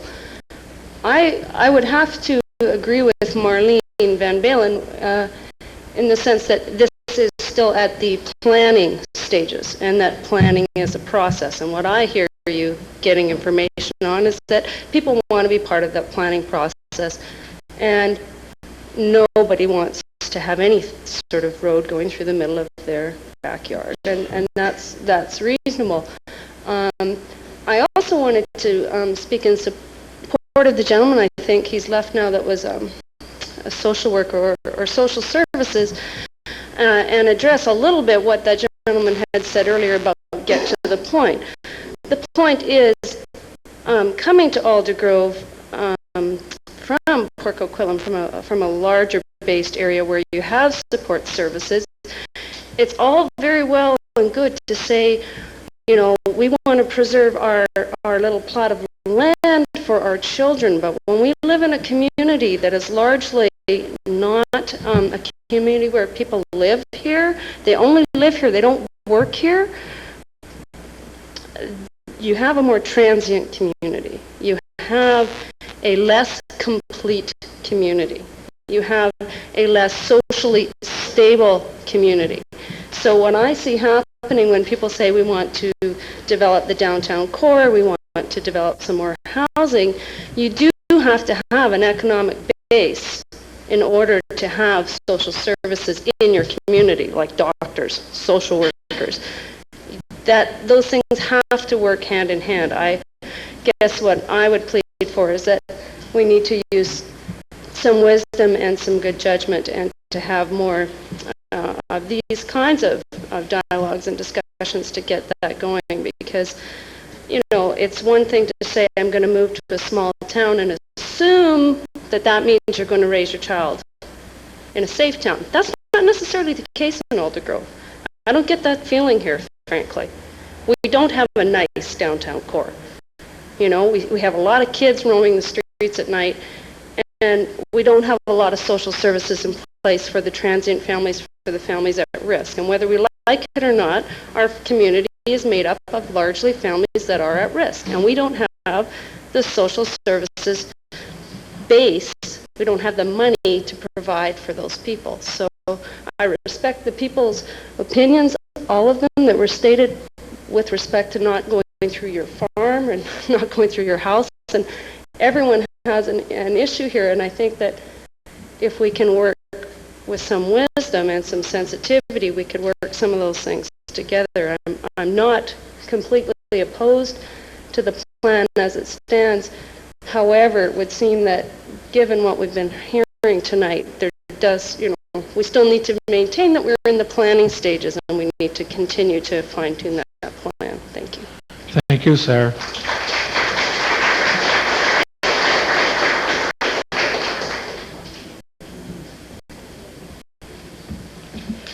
Hello. My name is Maya Slot of 27415 33rd Avenue,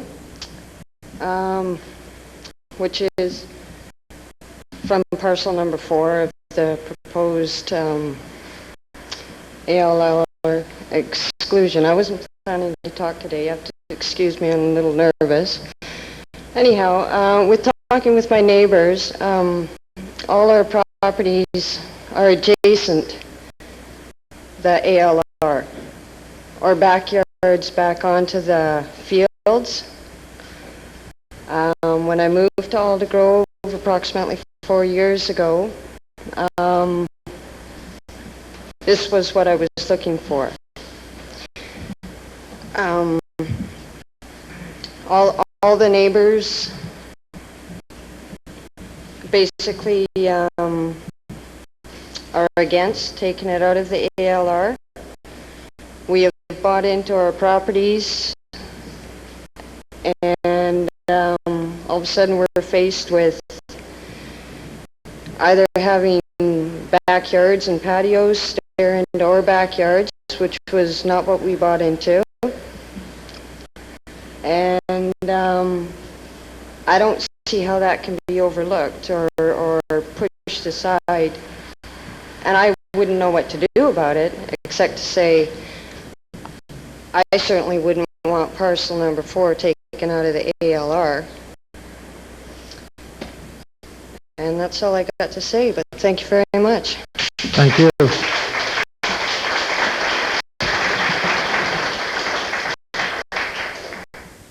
Are there any other people in the audience that would like to share their thoughts on this proposal? Mr. Harry Hunt.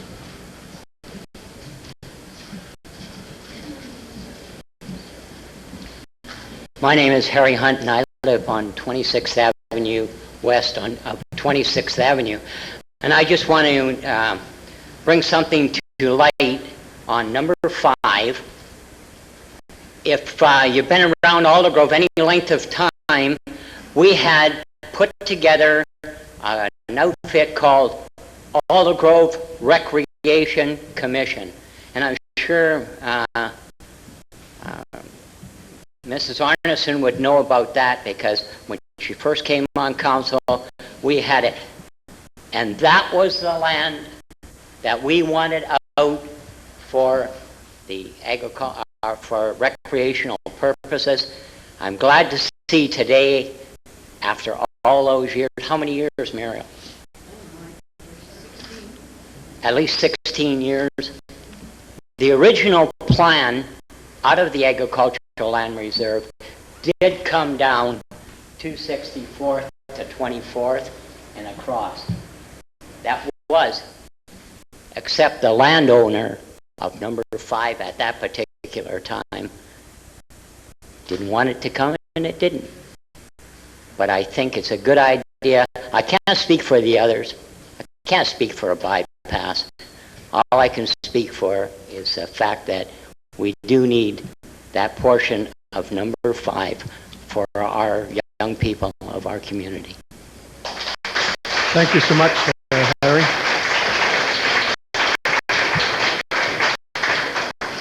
Anyone else would like to speak to on this submission? Are there any other speakers? Yes, ma'am. Could you step forward and give your name and address?